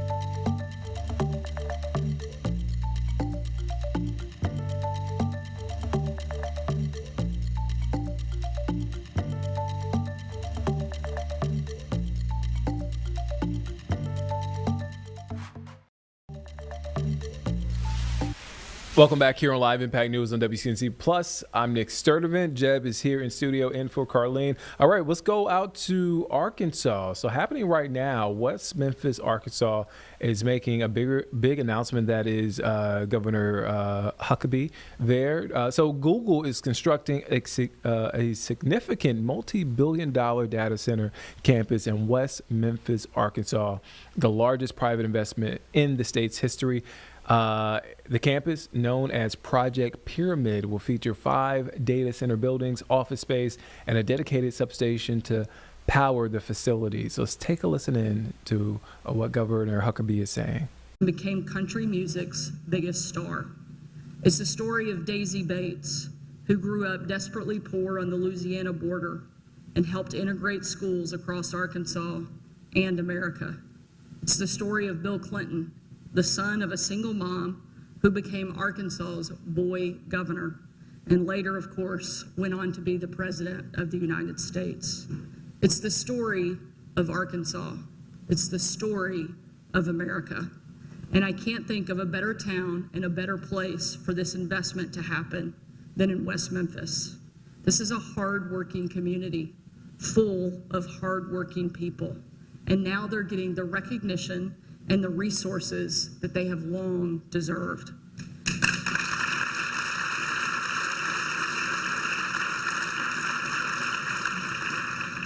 As governor, I know that government can't just make investments like this happen, but we can help pave the way and give Arkansans and their community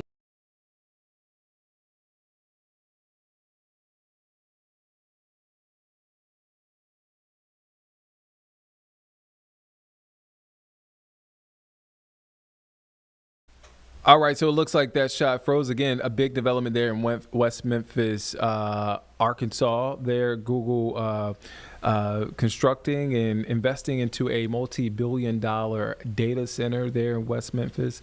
It looks like we got the shot back. Do we want to go back there? Yes, I know. Thank you, guys.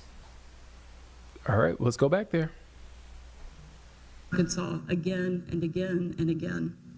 Just like the internet did 30 years ago, AI is going to change how we work and interact in ways that we are only starting to understand. We want to make sure Arkansans are able to adopt this technology safely and stay on the front end of one of the biggest shifts in our economy's history. That's why I'm thankful that Google is also partnering with our Department of Commerce to offer AI training and credentials to more than 10,000 Arkansans.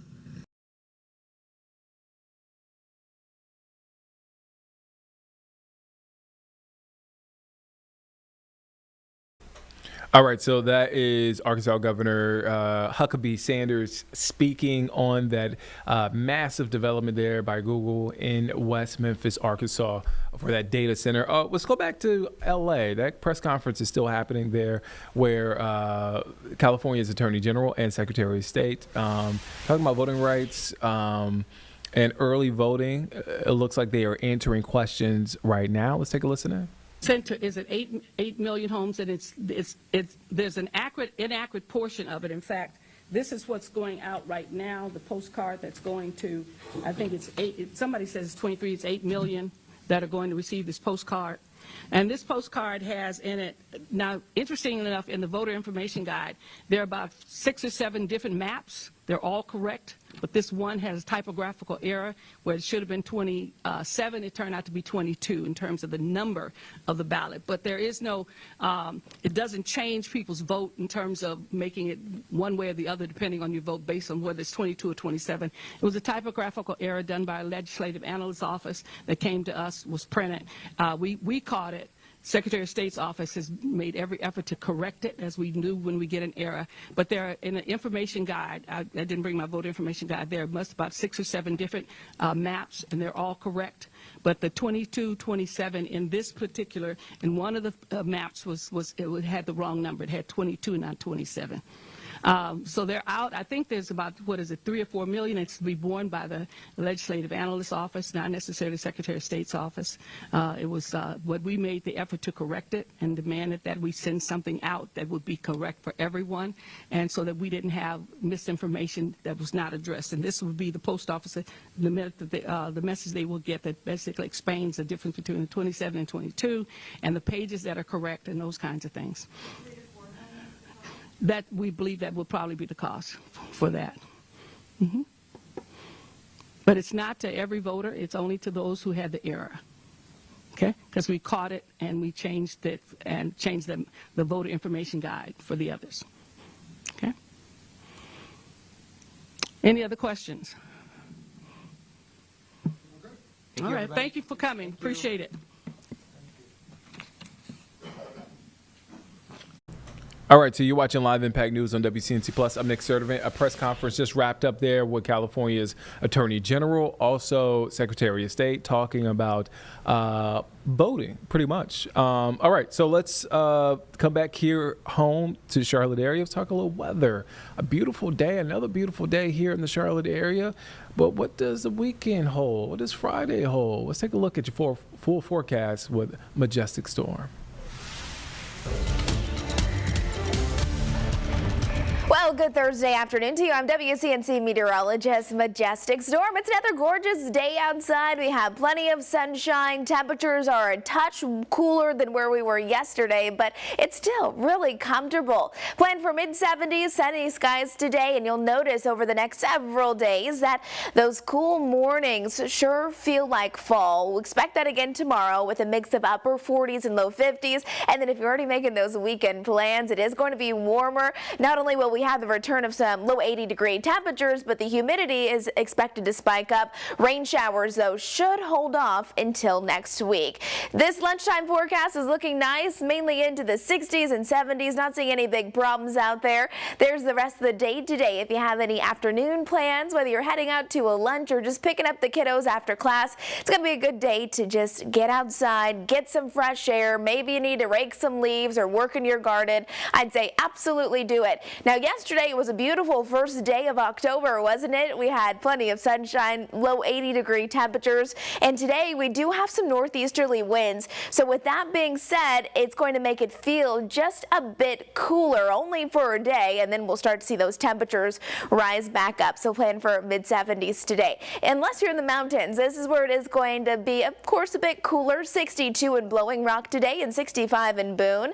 As we're looking at the foothills, mainly into the lower end of the 70s, Morganton 72, dry conditions, partly sunny skies, and mid-70s out towards Gastonia or Shelby. One of those days where maybe if you need a car wash, today would be a good day to do it. 74 in Lancaster and 73 in Chester. Have you noticed that the humidity has really felt just low? You step outside and it's hardly noticeable. It's because really our dew points have been holding steady into the 40s and low 50s, and that's going to be the trend over the next 2 days. And then Saturday and Sunday, if you are doing anything outside this weekend, maybe you're taking the family to the pumpkin patch, the humidity is going to be a bit more noticeable, especially as we're heading into early next week as well. So remember, over the next 24 hours, the forecast stays quiet. We'll get to enjoy some sunshine. We'll have some showers just offshore, but for us, really quiet conditions. And then even if you're making those weekend plans and heading out to the Roval 400, this is what you need to know. Saturday, we're going from 75 degrees today to a little warmer for our Friday, and then Saturday, low 80s. I think we'll have plenty of sunshine as we're kicking off our weekend. And on Sunday, the race starts at 3 o'clock in the afternoon. Temperatures still holding steady into the low 80s. I do think we'll have more cloud coverage, and that humidity will likely make it feel a little warmer than our actual air temperature. On Monday, a small chance for a stray shower, and temperatures rise just a little bit. 82 will be your high.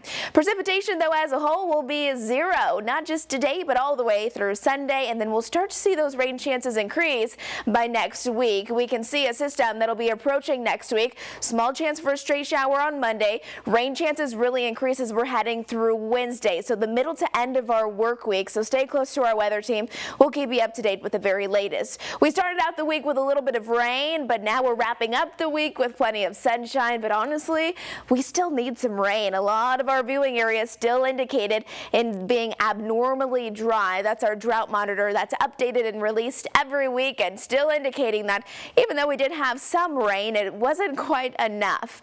75 degrees again today, nothing but sunny skies, mid-50s as we're heading into the overnight hours, some low 50s for us, and then we'll warm things up this weekend. The Panthers are at home on Sunday with a high of 80, and then some unsettled weather next week.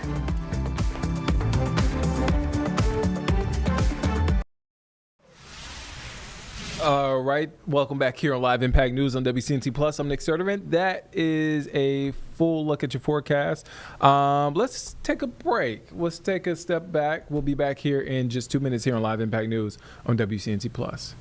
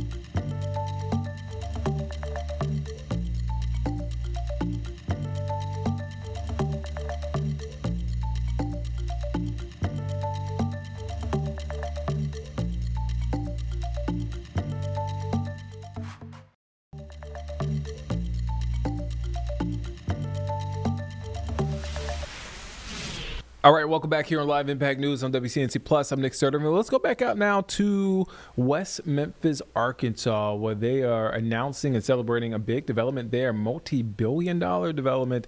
Google is investing into a data center there. There's a press conference happening.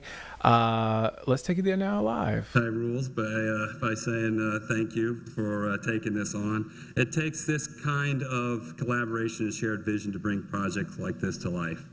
In addition, I want to thank Ruth and the Google Energy team. I really appreciate the origin story of Harvey Couch. That is our history, so I can vouch for that. There's no hallucinations there. It's a real thing.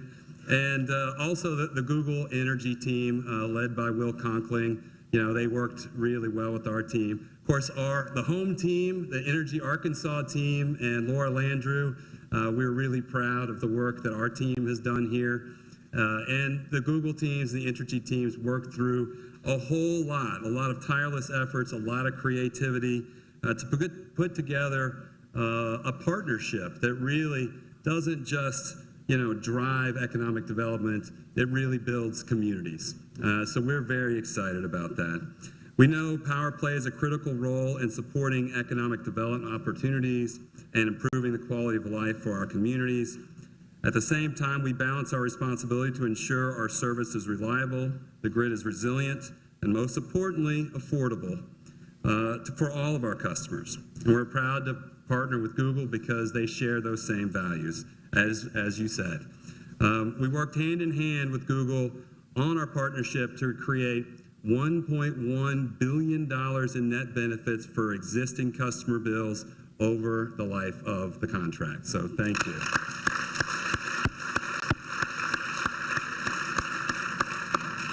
So through Google support, we're also adding new, clean, and flexible resources, including batteries, that will modernize our grid and provide immediate, low-cost energy to support our system. Google is also incorporating, as Ruth mentioned, load flexibility into its data center operations. It's an innovative practice that reduces strain on the grid in the moments where it's really needed most. So this, we believe, is a model for how we can bring together good economic development and good business citizenship. Just as exciting as we've heard again, Google's investment is a powerful endorsement of Arkansas's economic future. When this new facility joins Google's global network, it'll put Arkansas on the forefront of American innovation. And at the same time, it's inspiring to see one of the world's most influential companies actively working with us to improve the lives of the communities we serve through the aforementioned $25 million Energy Impact Fund, which I think deserves another round of applause. Really fantastic. Our vision is to power life for our customers, but we also want to create value for our employees and our communities and, of course, our owners. And Google shares these same values and the same focus on these same stakeholders. So we're proud to partner with Google and the city of West Memphis and the state of Arkansas to help power a brighter future right here in West Memphis in the great state of Arkansas. Thank you. Thank you, and I'll turn it back over to Jim to close us out.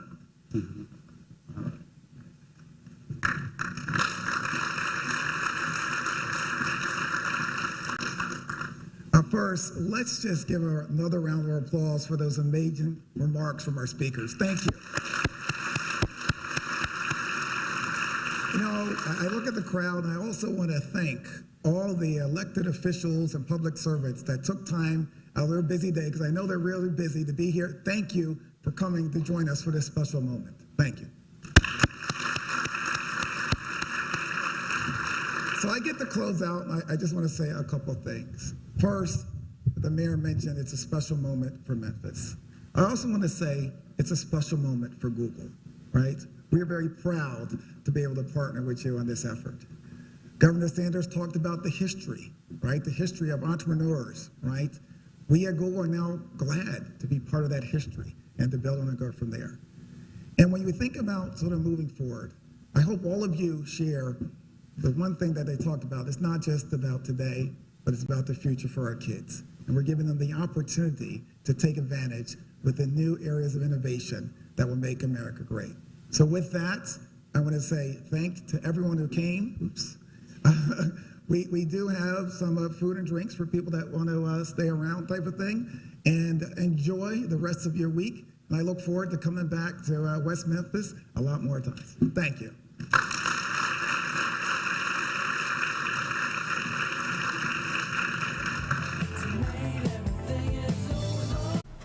All right, so you're watching Live Impact News on WCNC Plus. A big day there for folks in West Memphis, Arkansas, as they announced a multi-billion-dollar Google data center, or a data center invested by Google. They made that announcement there, one of the largest investments in that state's history. All right, so let's take a quick break. We're going to step aside for just 2 minutes here on Live Impact News on WCNC Plus.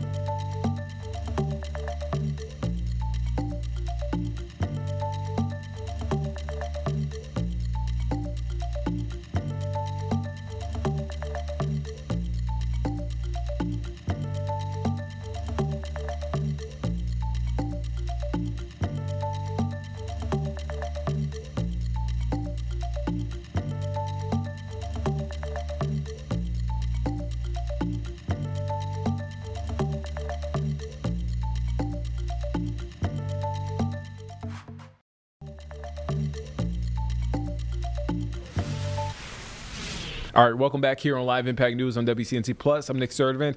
We want to continue our coverage of the government shutdown. We are in day 2. Again, we continue to get reaction from both sides of the aisle. Earlier, we heard from GOP leaders discussing it and the impacts. So let's take a listen in case you missed it.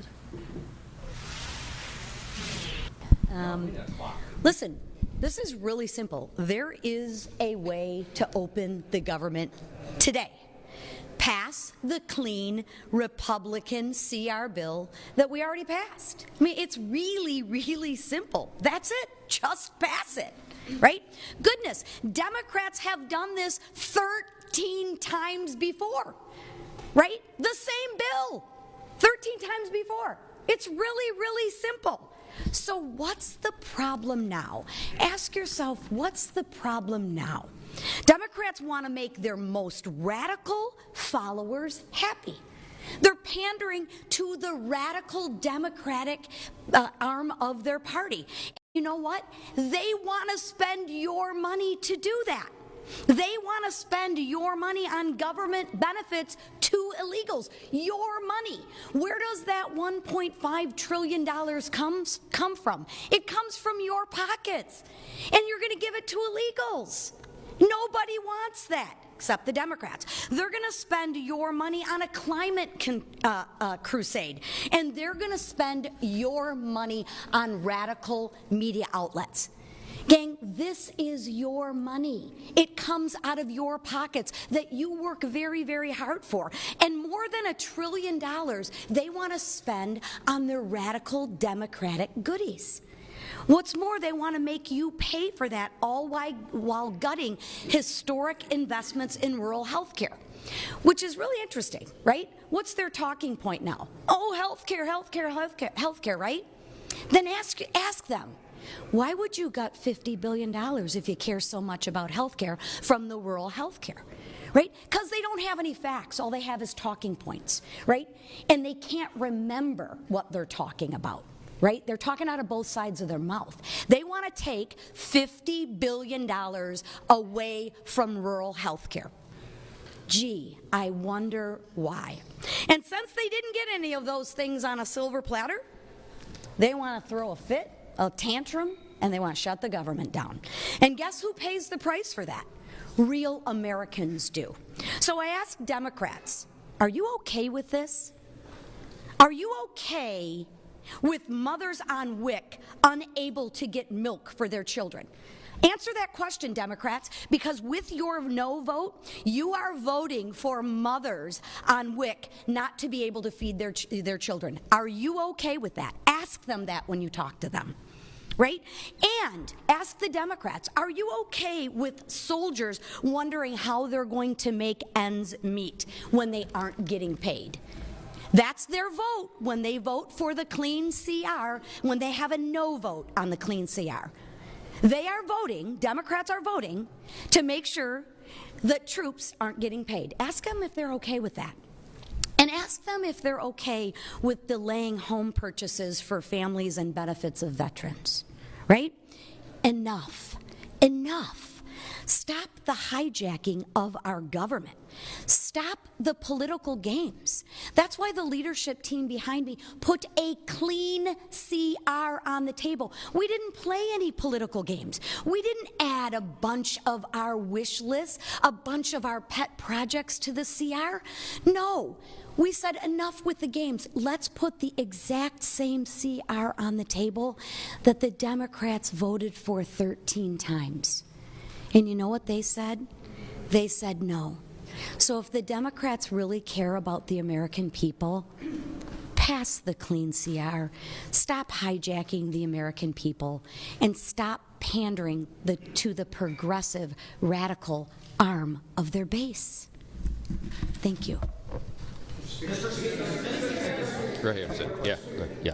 Does the president have the constitutional authority, just because of a shutdown, to lay off thousands of federal government workers, or withhold funding for congressionally approved projects that are already unused? Yeah, he does. Okay, this is the way the system works. This is Chuck Schumer's decision is to hand, as I said on a couple interviews yesterday, the keys to the kingdom to the president. Right?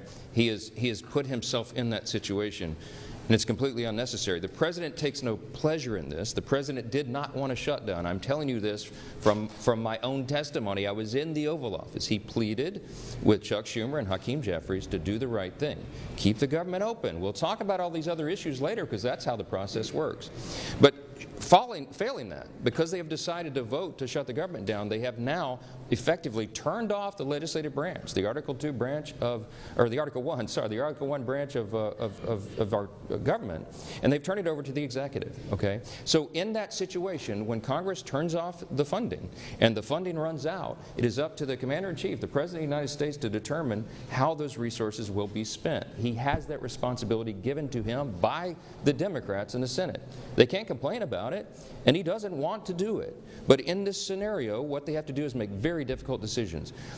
Most of the responsibility falls to Russ Vought. He's the director of the Office of Management and Budget, as you know. Whomever is seated in the chair at OMB during a shutdown has to do the same thing. Russ does this reluctantly.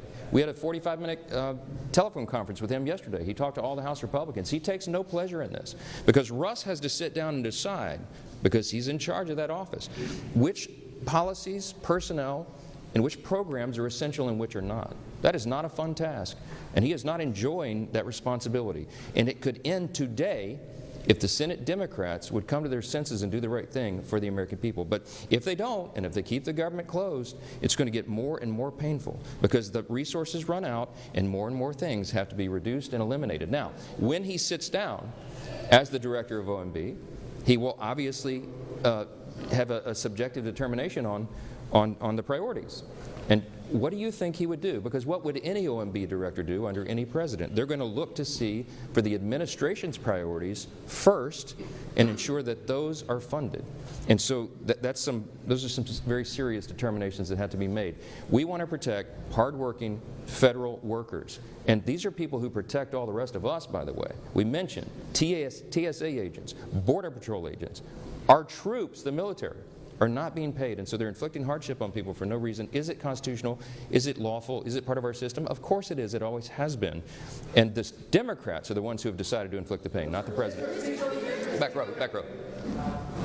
You all have shared polling showing the American public is on your side. I'm wondering if those layoffs happen in mass, thousands of federal workers are eventually cut from their jobs and programs. Do you worry you're going to sort of lose the support of the public in that scenario? No, I mean, look, the reason that we're talking with you so plainly today is to explain to every single American citizen why this is happening.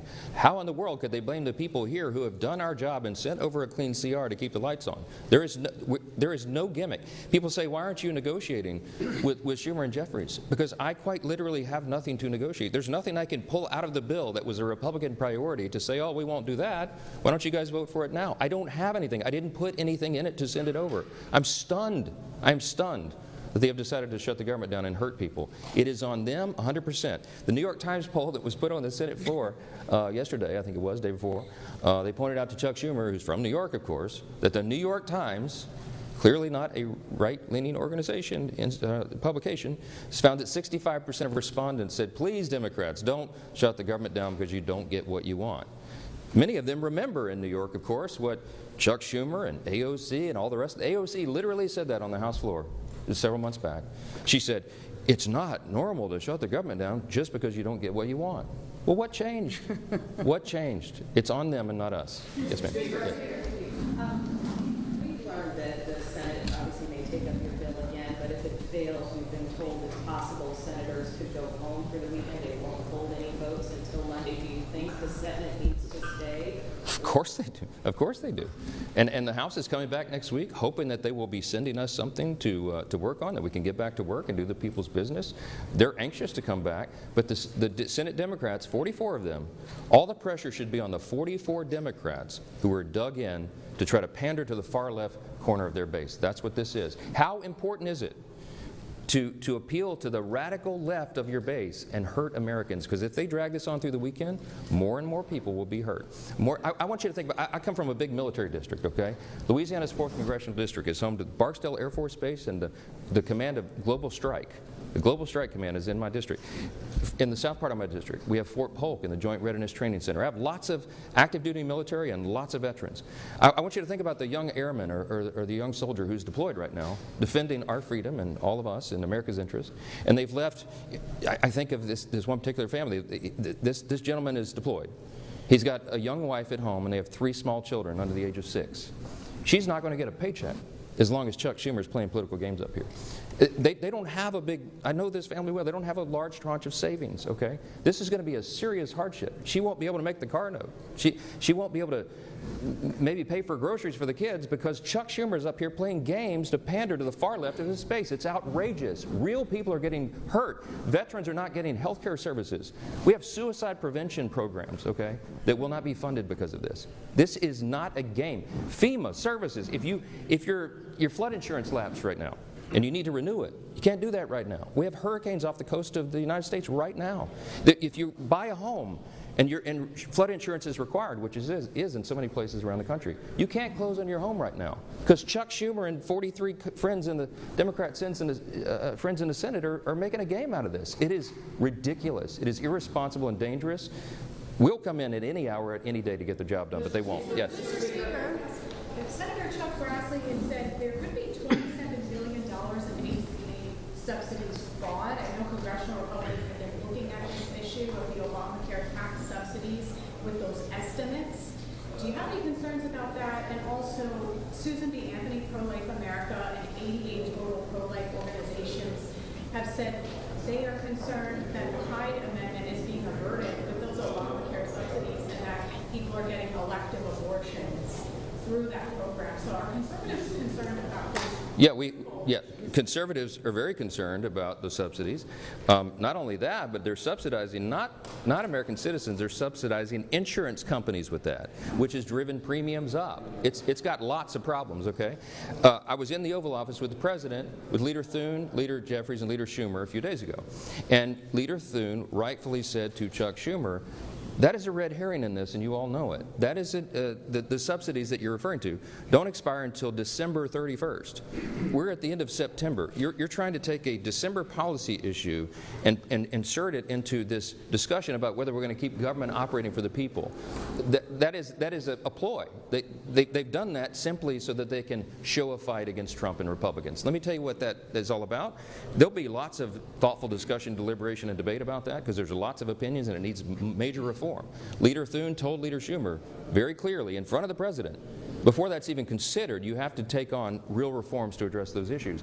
And they demonstrated right there in front of the President. He saw it for himself. That's not a simple issue. That's going to take weeks to deliberate and discuss and debate.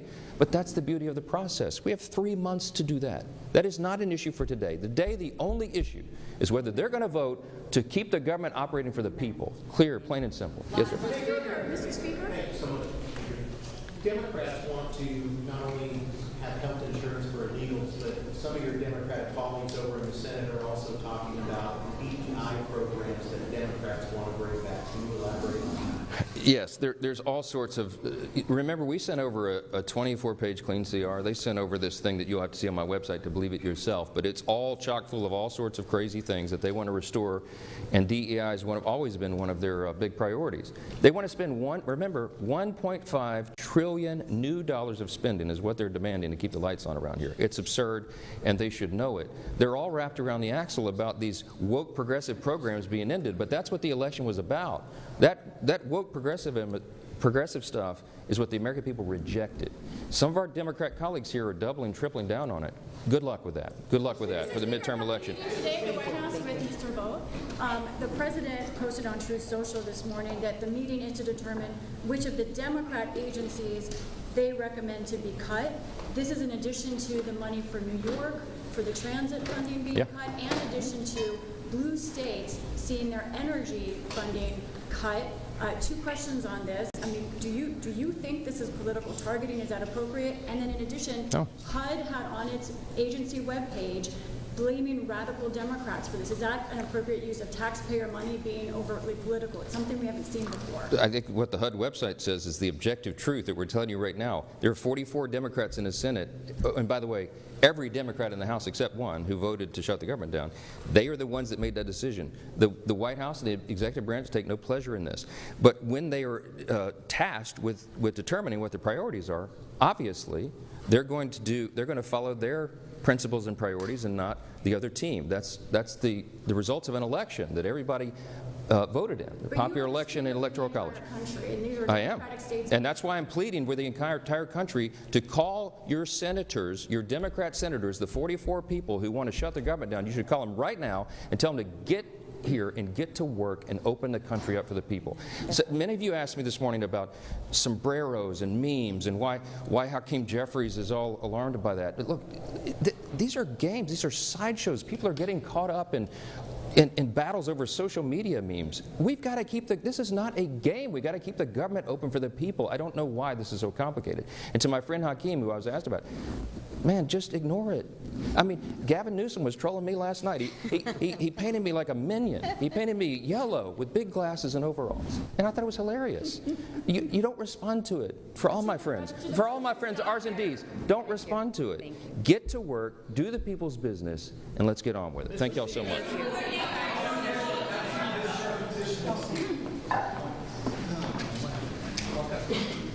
All right, folks, that was an earlier briefing with Republican leadership in Congress, including the House Speaker Mike Johnson, as we are in day 2 of a government shutdown. Not a lot of potential in the immediate future to end that, as there are no votes actually scheduled in the Senate today. Tomorrow afternoon is the next closest vote that we're seeing, so we'll see what happens as we go forward. Just keep in mind, we are expecting to hear from Democrats a little bit later this hour, probably in less than 30 minutes at this point. House Minority Leader Hakeem Jeffries is set to speak. We're also keeping an eye on a couple other headlines here, so we will take a quick break here on Live Impact News. By the way, and Vanessa Roof is taking over for Nick Sturdivant, so we'll rejoin in about 2 minutes and see what headlines are popping up on our feeds.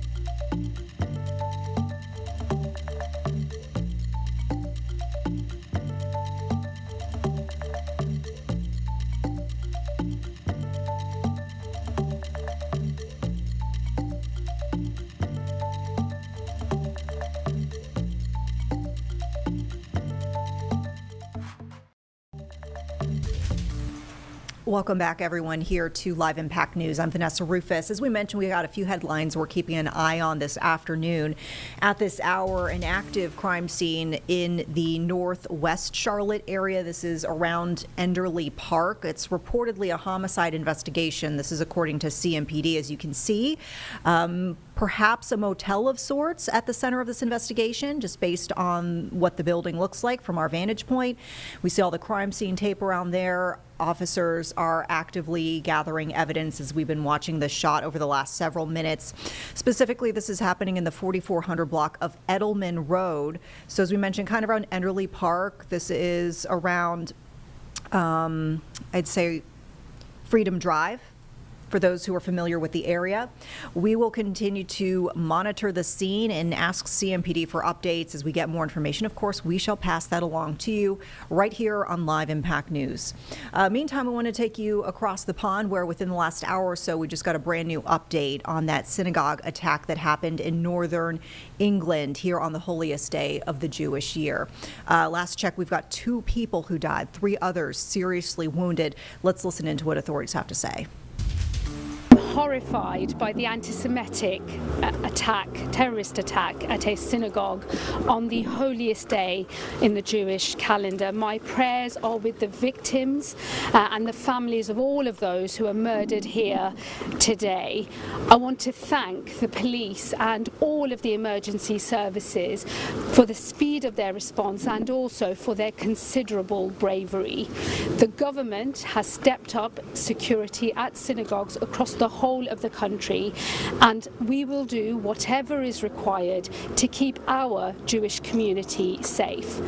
I know that there are many questions that are still to be answered, and rest assured they will be answered as quickly as possible. It will just take a little time for us to establish exactly what has happened here, but we will share more information as soon as we are able to. What I do want to say is, to those who seek to divide us, they will fail. Thank you.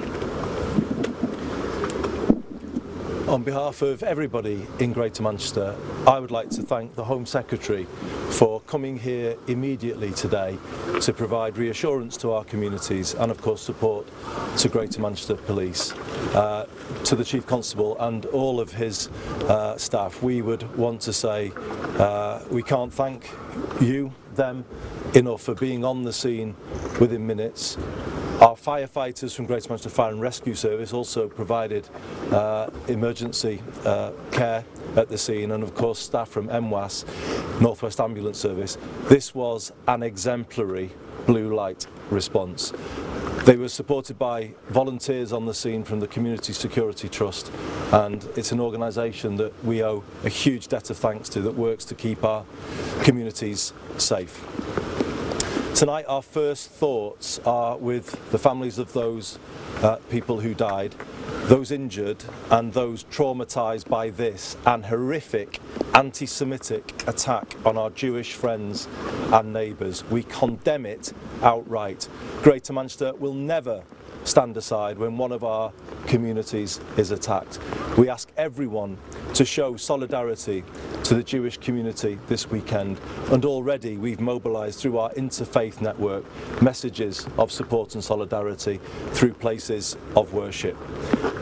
We always will stand together here in Greater Manchester, and we will never let acts that are designed to cause hatred, division, in our communities, violence, we will never let them succeed. And that's our message tonight to everybody across Greater Manchester. Do not let them succeed. Respond by reaching out, by redoubling efforts to work together and stand together in these difficult times.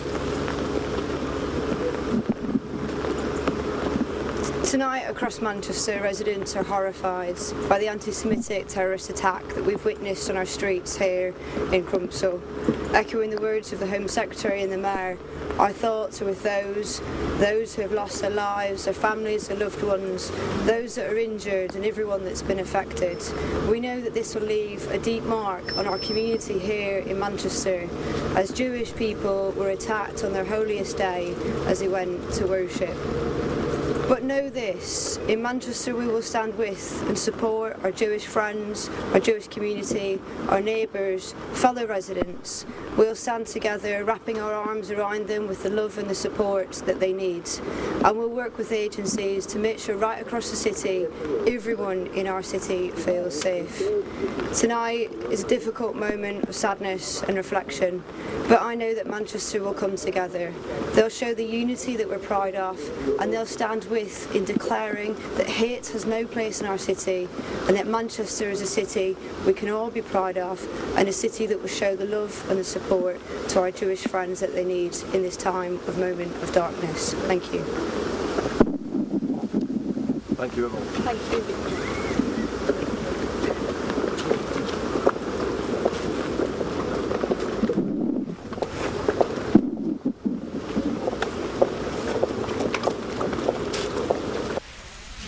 All right, folks, of course, we'll keep you updated as we learn more on that synagogue attack in northern England. We want to get you, meantime, a check of the weather impacts. You probably noticed it felt much more fall-like today. It was really delightful to be outdoors, and a lot of folks, I suspect, were enjoying the abundant sunshine.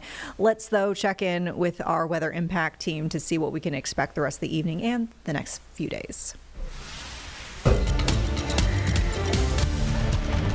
Well, good Thursday afternoon to you. I'm WCNC meteorologist Majestic Storm. It's another gorgeous day outside. We have plenty of sunshine. Temperatures are a touch cooler than where we were yesterday, but it's still really comfortable. Plan for mid-70s, sunny skies today, and you'll notice over the next several days that those cool mornings sure feel like fall. We'll expect that again tomorrow with a mix of upper 40s and low 50s. And then if you're already making those weekend plans, it is going to be warmer. Not only will we have the return of some low 80-degree temperatures, but the humidity is expected to spike up. Rain showers, though, should hold off until next week. This lunchtime forecast is looking nice, mainly into the 60s and 70s. Not seeing any big problems out there. There's the rest of the day today. If you have any afternoon plans, whether you're heading out to a lunch or just picking up the kiddos after class, it's going to be a good day to just get outside, get some fresh air. Maybe you need to rake some leaves or work in your garden. I'd say absolutely do it. Now, yesterday was a beautiful first day of October, wasn't it? We had plenty of sunshine, low 80-degree temperatures, and today we do have some northeasterly winds. So with that being said, it's going to make it feel just a bit cooler, only for a day, and then we'll start to see those temperatures rise back up. So plan for mid-70s today. Unless you're in the mountains, this is where it is going to be, of course, a bit cooler. 62 in Blowing Rock today and 65 in Boone. As we're looking at the foothills, mainly into the lower end of the 70s, Morganton 72, dry conditions, partly sunny skies, and mid-70s out towards Gastonia or Shelby. One of those days where maybe if you need a car wash, today would be a good day to do it. 74 in Lancaster and 73 in Chester. Have you noticed that the humidity has really felt just low? You step outside and it's hardly noticeable. It's because really our dew points have been holding steady into the 40s and low 50s, and that's going to be the trend over the next 2 days. And then Saturday and Sunday, if you are doing anything outside this weekend, maybe you're taking the family to the pumpkin patch, the humidity is going to be a bit more noticeable, especially as we're heading into early next week as well. So remember, over the next 24 hours, the forecast stays quiet. We'll get to enjoy some sunshine. We'll have some showers just offshore, but for us, really quiet conditions. And then even if you're making those weekend plans and heading out to the Roval 400, this is what you need to know. Saturday, we're going from 75 degrees today to a little warmer for our Friday, and then Saturday, low 80s. I think we'll have plenty of sunshine as we're kicking off our weekend. And on Sunday, the race starts at 3 o'clock in the afternoon. Temperatures still holding steady into the low 80s. I do think we'll have more cloud coverage, and that humidity will likely make it feel a little warmer than our actual air temperature. On Monday, a small chance for a stray shower, and temperatures rise just a little bit. 82 will be your high. Precipitation, though, as a whole will be 0, not just today, but all the way through Sunday, and then we'll start to see those rain chances increase by next week. We can see a system that'll be approaching next week. Small chance for a stray shower on Monday. Rain chances really increase as we're heading through Wednesday, so the middle to end of our work week. So stay close to our weather team. We'll keep you up to date with the very latest. We started out the week with a little bit of rain, but now we're wrapping up the week with plenty of sunshine. But honestly, we still need some rain. A lot of our viewing areas still indicated in being abnormally dry dry. That's our drought monitor that's updated and released every week, and still indicating that even though we did have some rain, it wasn't quite enough. 75 degrees again today, nothing but sunny skies, mid-50s as we're heading into the overnight hours, some low 50s for us. And then we'll warm things up this weekend. The Panthers are at home on Sunday with a high of 80, and then some unsettled weather next week. All right, folks, and with that, we're going to take a quick break here on Live Impact News. We'll be back in 2 minutes. As we mentioned, we're expecting a few feeds within the next several minutes, and we are still keeping an eye on that homicide scene in Northwest Charlotte, Enderley Park area. Actually, looks like we could be getting a briefing in just a few moments. I'm seeing an officer standing in front of the shot. Yeah, let's wait on our break here 1 second. And okay, I think we're going to get an official update. Yeah, let's listen into this here, Vanessa. Okay. We slide right behind you, bud. A little bit. You good? You're good. All right. New speed. All right. You guys good? Yeah, we're good. All right. Start us off. My name is Major Michael Anderson, Charlotte McMurray Police Department, Patrol Northwest Service Area. Today at approximately 1:16 p.m., CMPD officers responded to the 4400 block of Elderman Road, reference to an assault with deadly weapon of injuries call for service. Upon officers arriving on scene, we did locate 2 individuals that were suffering from gunshot wounds. The medic arrived on scene and was able to transport both of those individuals that had life-threatening injuries. Upon arriving at the hospital, shortly after that, those individuals did succumb to their injuries and were pronounced deceased. What we're doing is asking from the community if they have any information to please call Crime Stoppers at 704-334-1600 or utilize the P3 Tips mobile app. So, let me see if I got this right. You said both of them passed away? Yes, sir. I know this area has had some issues, but is that kind of common for this area or uncommon for this area? Well, one of the things we want to do, we really want to focus on this particular investigation. Unfortunately, families have lost some loved ones today, so really want to make sure that we have a really nice integrity on the investigation in regards to that. Any idea why they were out on the property? I know this place is closed down and stuff like that. Do you have any information? Were they just hanging out, or what was going on? Or? Yes, sir. It's still early in the investigation. One of the things, we'll make sure that you reach out to our public information office, and they'll be able to provide you any additional information. Yeah, that's about all the time we have today, folks. Thank you. Thank you. Thank you, Major. All right, so a very brief briefing with CMPD on this homicide scene that is in Northwest Charlotte. As we mentioned, this was just after 1 p.m. when the call came in. Edelman Road, so this is near I-85 and Bradford Drive. Folks might consider this the Enderley Park neighborhood. You could see with some of our live looks, this appears to be near an abandoned hotel. And we did see within the last several minutes a lot of officer activity, crime scene investigators kind of focused around a vehicle that was in the parking lot. We're not sure if that is related to the investigation, but they were paying particular attention and gathering evidence around that vehicle. You just heard the officer give us this update. 2 people found shot as they were responding to an assault with a deadly weapon call. Those 2 people brought to the hospital with life-threatening injuries, and unfortunately, both of those people have died. Not a lot of information about why those folks were there at this hotel. Once again, you can see live looks from the scene. The hotel in question is, you can see very much apparently closed. We believe this could be the Lamplighter Inn. This was previously supposed to be used as transitional housing. It did close in November of last year, though. We have a body of reporting on that if you want to go to our website, WCNC.com. Regardless, we've got a lot more questions to have answered by CMPD. They do say in the meantime, if you know anything, you can call Crime Stoppers or reach out directly to CMPD. We'll definitely keep you posted as the scene develops throughout the afternoon and evening. We'll have more reporting for you here on Live Impact and on our normal newscasts in the evening at 4, 5, 6, and 11. Meantime, let's go ahead and take that aforementioned break we were going to take. We'll be back in 2 minutes. We should be coming up quickly when we return with a potential update from congressional Democrats as we are now in day 2 of that federal government shutdown. We'll be right back.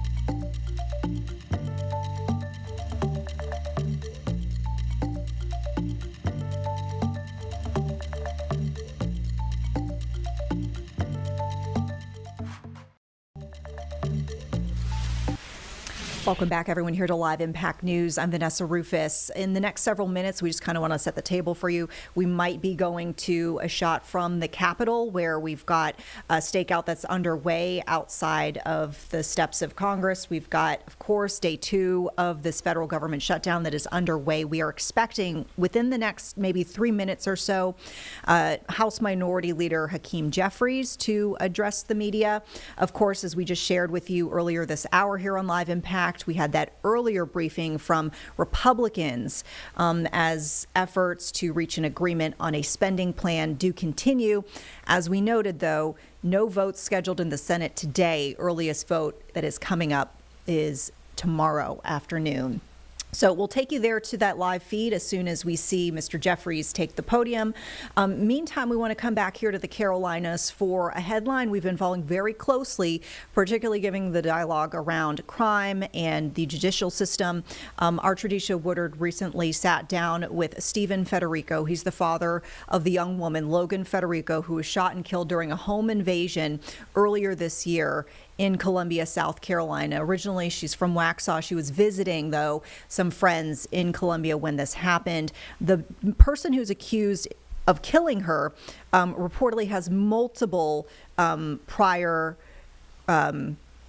arrests and has been apparently on law enforcement radar for many years at this point. We've been seeing recent efforts now in the policymaking perspective to try to curb the potential of criminals from further committing crimes. And so our Tradisha Woodard spoke with Stephen Federico about those latest efforts. Let's listen in right now to that conversation.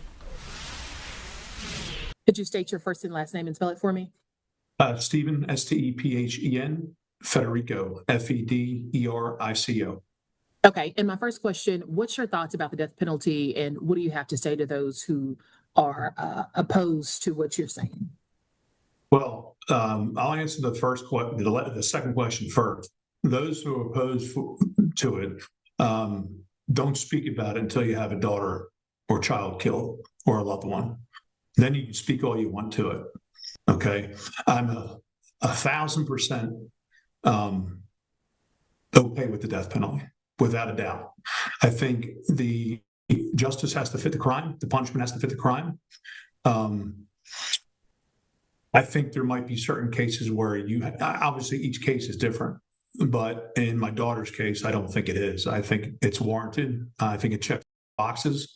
And people might think that's a little vicious, an eye for an eye. But like I said, that's a personal choice to murder somebody.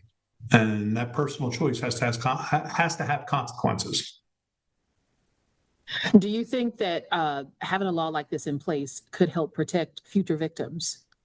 Well, not only do I think it'll help, but I think if it's adjusted to where the appeals process happens right away, and the amount of time that they're sitting in prison waiting to be executed is lessened, I think that will also help. I think waiting 30 years, basically you get to live your life still. I think there should be a limit to how long they get to appeal and how long they get to wait. My daughter didn't get an appeal. Absolutely.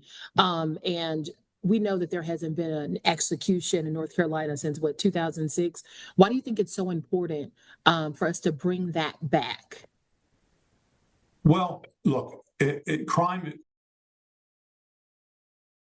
I think, on a rise. I think violent crime is on a rise. And I think the biggest part of that crime is reoffenders. And I think they've proven that when they reoffend, they escalate. Okay. And when they escalate, it's murder generally. So I think it needs to be back. I think it should be in every state. Honestly, I think when you take someone's life, you have to know that you're going to get your life taken. Period. One of my last questions is, do you believe, I know a lot of folks talk about how executions doesn't heal the pain. Do you believe that this could possibly bring some peace to families who are hurting? Listen, I'm not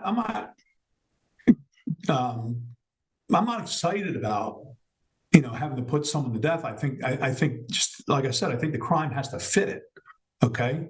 But I don't think you need to value somebody's life that didn't value someone else's life. We're human beings and we need to treat people like human beings. And if you can't do that, and if you've proven that you can't do that countless times, I don't know, like 39 times, I just don't think, how many chances do you get? Because it used to be 3, right? So when did it change to 40? Because somebody forgot to tell me. Okay. All right, folks, you can read more about this policy dialogue on our website, WCNC.com. Just look for Tradish's most recent article there. Meantime, as promised, we're going to bring you over to a live feed with House Minority Leader Hakeem Jeffries speaking on day 2 of the government shutdown. Enact a spending agreement that actually meets the needs of the American people while at the same time addressing the Republican health care crisis. Unfortunately, Republicans have shown zero interest in even having a conversation. After the White House meeting, on Monday, we've seen behavior by the president that is unserious and unhinged. And Leader Schumer and myself haven't gotten a single phone call as it relates to a follow-up conversation. We're ready to have that conversation, but we need credible partners on the other side of the aisle. And Donald Trump and Republicans have made clear they wanted to shut down the government. They want to inflict pain on the American people. They continue to engage in their retribution efforts, and they have zero interest, zero, in providing high quality, affordable, and accessible care to everyday Americans. Questions? Leader Jeffries, Speaker Johnson says he's got nothing to negotiate with you over. Will you accept anything less than a permanent extension of Affordable Care Act subsidies? The legislation that House Democrats and Senate Democrats have introduced together relates to a permanent extension of the Affordable Care Act tax credits for working class Americans.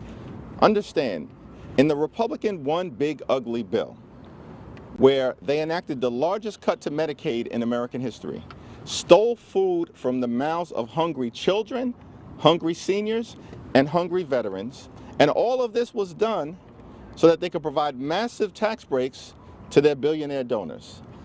And you know what? those massive tax breaks were made permanent.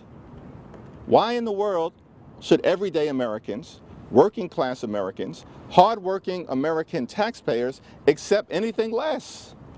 I mean, literally this year, House Republicans, Senate Republicans, and Donald Trump enacted massive tax breaks for their billionaire donors, for the wealthy, the well-off, and the well-connected, all to subsidize the lifestyles of the rich and shameless. And this was done permanently, and now they want the American people, not us, Democrats, the American people to accept anything less than a permanent extension of tax credits that make their health care affordable.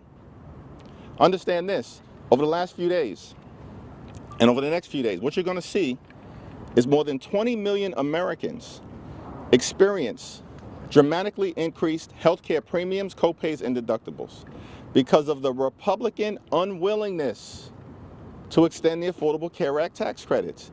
They're not even willing to extend it for multiple years, let alone do what Republicans just did for billionaire donors, which is to extend the billionaire tax breaks permanently.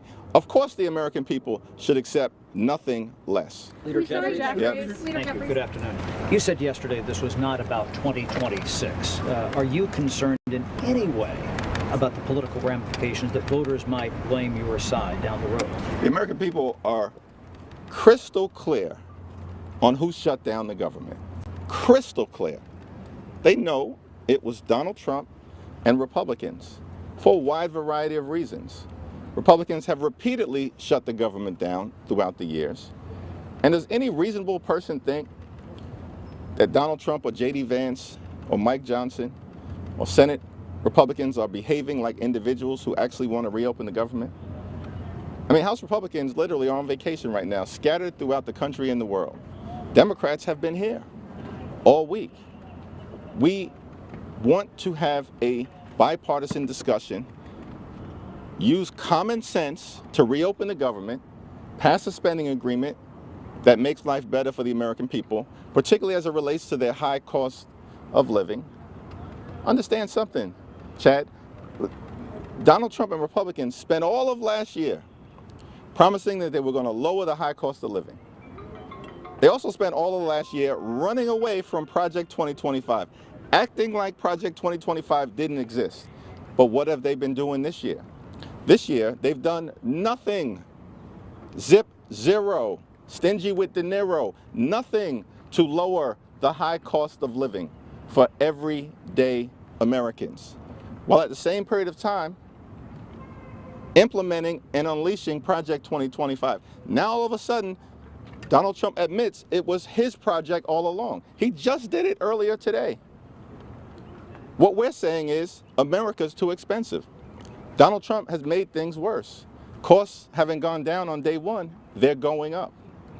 The cost of living is going up. Inflation is going up. The Trump tariffs are actually making life more expensive, thousands of dollars more per year for average, everyday Americans because of the Trump tariffs. And now Republicans refuse to do anything to extend the Affordable Care Act tax credits. And as a result of that, tens of millions of Americans are going to have their premiums skyrocket out of control, double, triple, or quadruple. People are going to face medical bankruptcy. Millions of American citizens. And Republicans don't want to do anything about it. Democrats are in this fight until we win this fight. Leader Jeffries, thank you. The White House is now threatening to fire thousands of federal employees. Is that a risk that you're willing to take by putting up this fight, and for how long? The Trump administration has been firing thousands of federal employees outside of the context of a government shutdown since January 20th. Literally, they've been engaging in mass firings, the Trump administration, since January 20th. And no reasonable person can come to the conclusion that simply because they've now decided to shut the government down, that all of a sudden they're going to take an approach where they're going to fire federal employees, where outside of them shutting the government down, they were not going to fire federal employees. because guess what? They've been firing federal employees all along. That's a shame. These are hard-working public servants, many of them veterans. And in fact, more than 300,000 black women have lost their job in the Trump economy. This is extraordinary stuff. This is what they've been doing prior to this shutdown. They need to come to the table. We can go back to the White House, or they can come up here and we can have a conversation to end this shutdown. They're hurting the American people. Let's find a bipartisan path forward, and let's address the Republican healthcare crisis. Last question. Given that dynamic, and given the way that the president has been tweeting memes about you, has been, in your words and the words of Democrats, already dismantling healthcare, what makes you think that he will negotiate anything? What makes you think that he and Republicans will cave to you? Public sentiment. At the end of the day, the public knows that Donald Trump and Republicans have shut the federal government down, and that they're continuing to engage in the chaos and the cruelty and the corruption that we've seen from this administration from day one of the presidency. Again, this is the first week of their shutdown, but we've had months of chaos and cruelty unleashed on the American people. And the American people are paying close attention. And they know that it was Donald Trump and Republicans who have shut the government down. They also know that House Democrats are fighting and Senate Democrats are fighting to protect the health care of the American people, because the Republican health care crisis has been devastating to people all across the country, devastating to working class Americans, devastating to rural America, to urban America, to the heartland of America, to small town America, and to black and brown communities all across America. We've never seen anything like this in terms of the pain that has been inflicted on the American people by Republicans. House Democrats are simply making the case that we need to cancel the cuts, lower the costs, and save health care. Thank you all. Leader Jeffries, can you address the $20 billion and $27 billion Republicans say in fraud is included in the subsidies program? Is there any room for... All right, so you just saw their House Minority Leader Hakeem Jeffries briefing reporters today on this second day of the federal government shutdown. Kind of similar narrative as what we heard from the Republicans earlier today. It's not us, it's them shutting down the government. That's kind of the messaging that we're hearing from each side. And still unclear whether there's a path forward. As we mentioned, there are no votes scheduled in the Senate today, and the next one coming up is tomorrow afternoon. So it is unclear whether there will be any sort of agreement met by that time. Let's go ahead, of course, and take a quick break. We'll be back in 2 minutes with more of your headlines on the other side of that break.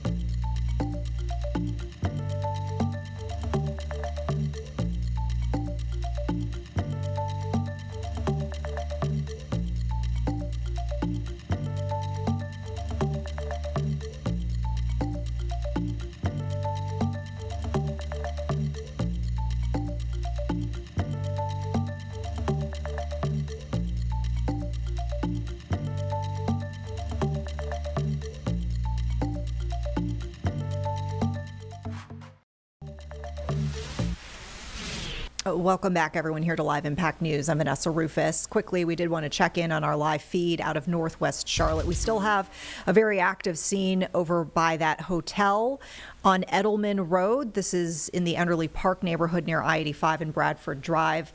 Got the crime scene tape up, as you can see, and we've been watching within the last several minutes or so continued focus around a vehicle that's in the parking lot. And once again, which we heard with this briefing from CMPD just several minutes ago, we have 2 people who are dead after a reported shooting. These folks were found with life-threatening injuries, still alive at this location. They were brought to the hospital. CMPD saying they later succumbed to their injuries at the hospital, and the investigation continues. They are asking folks with any information to come forward, either to CMPD or Crime Stoppers. But certainly a scene that we'll see carrying us into at least the next several minutes or so, because we haven't seen any indication of them taking the crime scene tape down or any slowing down in evidence gathering. And you can kind of see here as our shot moves around, multiple patrol cars, multiple officers do remain on that scene. We mentioned that the old hotel that's in this area, we believe this is the old Lamplighter Inn, which is now closed. It was supposed to be used as transitional housing. It closed down in November. Lots of folks who were living there ended up having to find new places to live. We've got a body of reporting on that, by the way, over on WCNC.com and inside the WCNC Charlotte mobile app. And it is unclear why these folks were at this old place, this abandoned place. Police receiving a question from reporters about that several minutes ago, and essentially saying that they're still looking into things and can't reveal any more at this very moment. So we'll just invite you to stay tuned.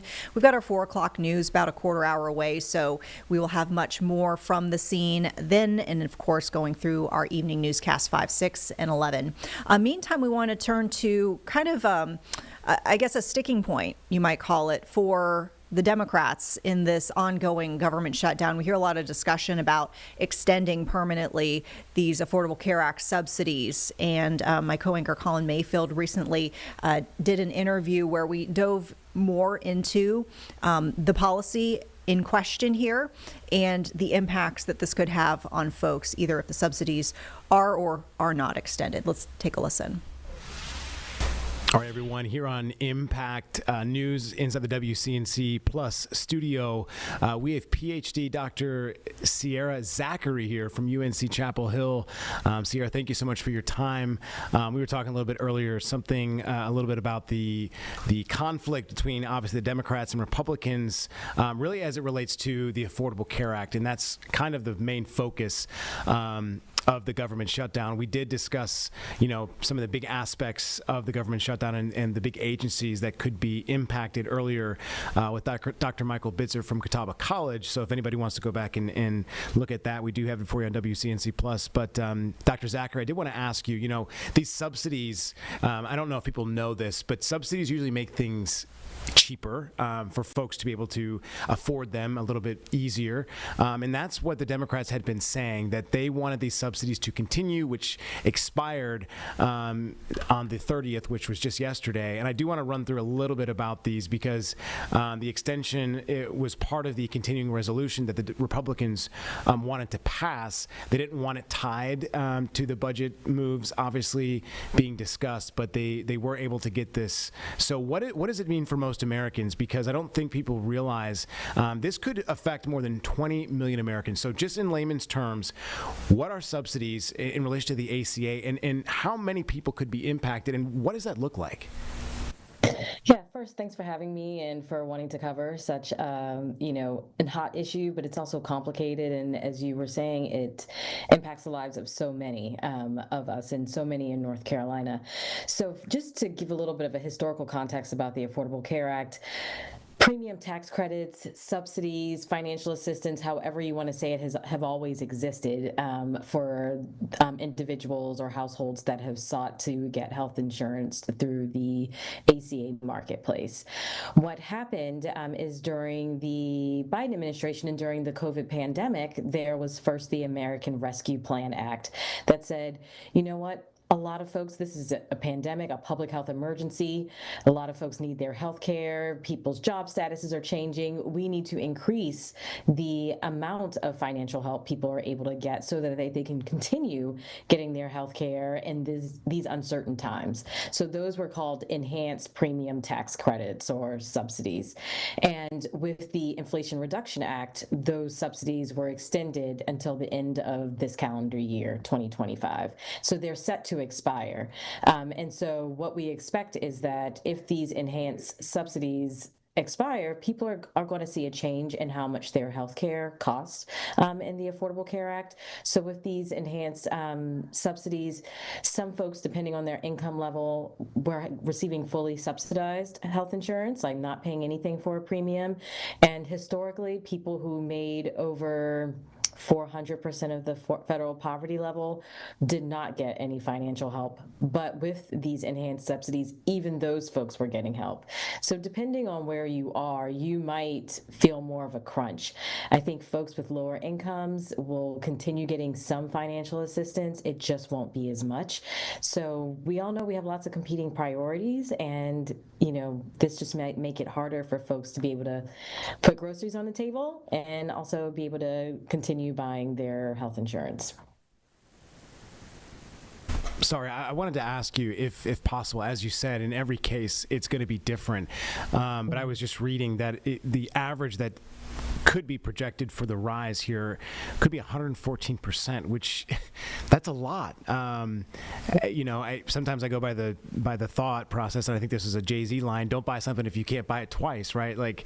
So I just think about that. If you have something that's going up 100%, that's going to impact households a lot. I mean, even those people who are in middle class, because we've seen, even middle class Americans squeezed over the last couple of years more so than almost anyone else. Obviously, lower income folks are in that as well. How do we put that into layman's terms for folks to really understand how this could impact people going ahead, especially into 2026, because inflation still is not tamped down. I mean, we've seen Fed Chair Jerome Powell discuss where they want to go, much different from where the administration sees. We won't discuss that, but can you put into, like I said, layman's terms, 114%, what that looks like for people? Yeah, so 114%. So let's just do this, like some simple, there's a report from the Commonwealth Fund, and they're saying like a household of four, let's say their annual income is about $47,000 a year. They may see an increase of about close to $400 more to purchase their premiums. Someone who's, a household that is, making over $100,000, they may see, an increase of a few $1,000s more. So as you said, this is big sticker shock. People will be, we've gotten comfortable to paying a certain amount. We know that prices are going up on many, things that we need just to live comfortably. So seeing this sticker shock, unfortunately, there are some reports saying that at least 4 million people across the country just might say lose their insurance. And then others may just have, just tight financial squeezes. And we know that, some economic changes have been impacting lots of households. Yeah, and that's astonishing to think about, because that could be nearly 26 million individuals if you add the 4 million you talked about losing coverage potentially, and the 22 million others who are going to be squeezed receiving these or could not be receiving these enhanced subsidies. So some interesting things that will go ahead of this. Anything else, Dr. Zachary, that you think should really be discussed in this, and for folks to really, because like I said, this is a discussion that I think either side has real trouble really keying in on, and I think communicating to the public how this could impact. The Democrats sometimes seem to fail with words in that way, I will say. So it is good to put this, like I said earlier, in layman's terms for folks so they can understand it, because $400 for anyone, that's going to be a huge impact, especially if you have kids nowadays. I mean, that could be impacted as well. So anything else we're missing?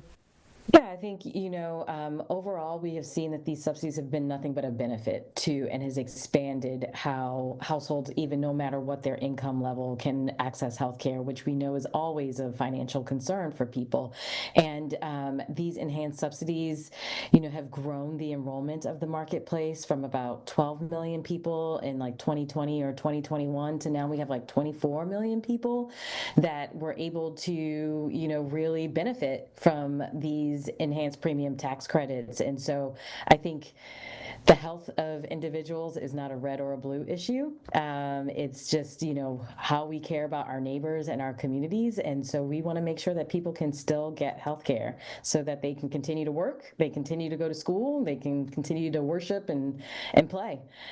So I just think this is important. And I hope that folks can continue accessing affordable health care.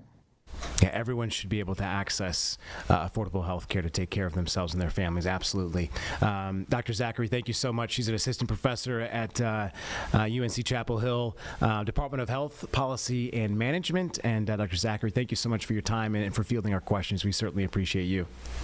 Thanks for having me. Thanks. All right, and of course we'll keep everybody updated with this ongoing government shutdown. We, meantime, want to turn to some breaking news just into the Live Impact News studio regarding heightened security and police presence at one of our local schools. So we just got an update from Rock Hill Police. This is regarding that police presence and security presence at South Point High School today. We just want to, right off the bat, let you know that police are saying that there is there's no threat to the campus. So they're doing an investigation on something that brought them to the campus, but this does not relate specifically to students and staff as a whole on the campus. So with that, this is what police are sharing with us. Around 1:30, they found out apparently that there is a staff member who was the victim of a domestic incident that happened elsewhere. So this happened off the property. It happened reportedly in another jurisdiction. They responded to the school to help with the domestic investigation with this staff member. As a precaution, police and allied security came to the school, and the officers were in place as the school went into what they called a secure status while the investigation went on. So this is something that folks might be seeing for the foreseeable future, at the very least until the school day concludes. But once again, at this point, there's no indication that there's a threat to the actual campus of South Point High. And the very kind of top line to take away from this, all the police and security are related to the staff member who's reportedly a victim of a domestic incident that happened elsewhere off the campus in another jurisdiction, and they were doing an investigation and they were just kind of making sure that everything was safe in general with that case. If we learn more about this, we will definitely keep you updated. But this was once again happening at South Point High School this afternoon. Heightened staff, security, law enforcement expected to be seen through the rest of the school day. As we've got a couple of moments left here on Live Impact, we just wanted to remind you that we continue to keep an eye on that breaking scene out of Northwest Charlotte. That's that homicide investigation that is happening in the Enderley Park area. Last check from police, 2 people shot, 2 people killed. This is a look from the scene just a few moments ago. As you can see, not just the crime scene taper on the hotel, a lot of focus from the officers themselves on what appears to be a car, and you can see them kind of taking pictures, and they pull out evidence bags. And police didn't specifically address a vehicle in their very brief update with reporters just several minutes ago, but like I said, our very own eyes showing us that there does seem to be something of note with this vehicle. We've got our Tradisha Woodard standing by at the scene as we speak, so we are expecting a live report from her coming up in just a few moments. Of course, as we turn over to our 4 o'clock newscast, we can expect further updates at 5 and 6 and 11. Of course,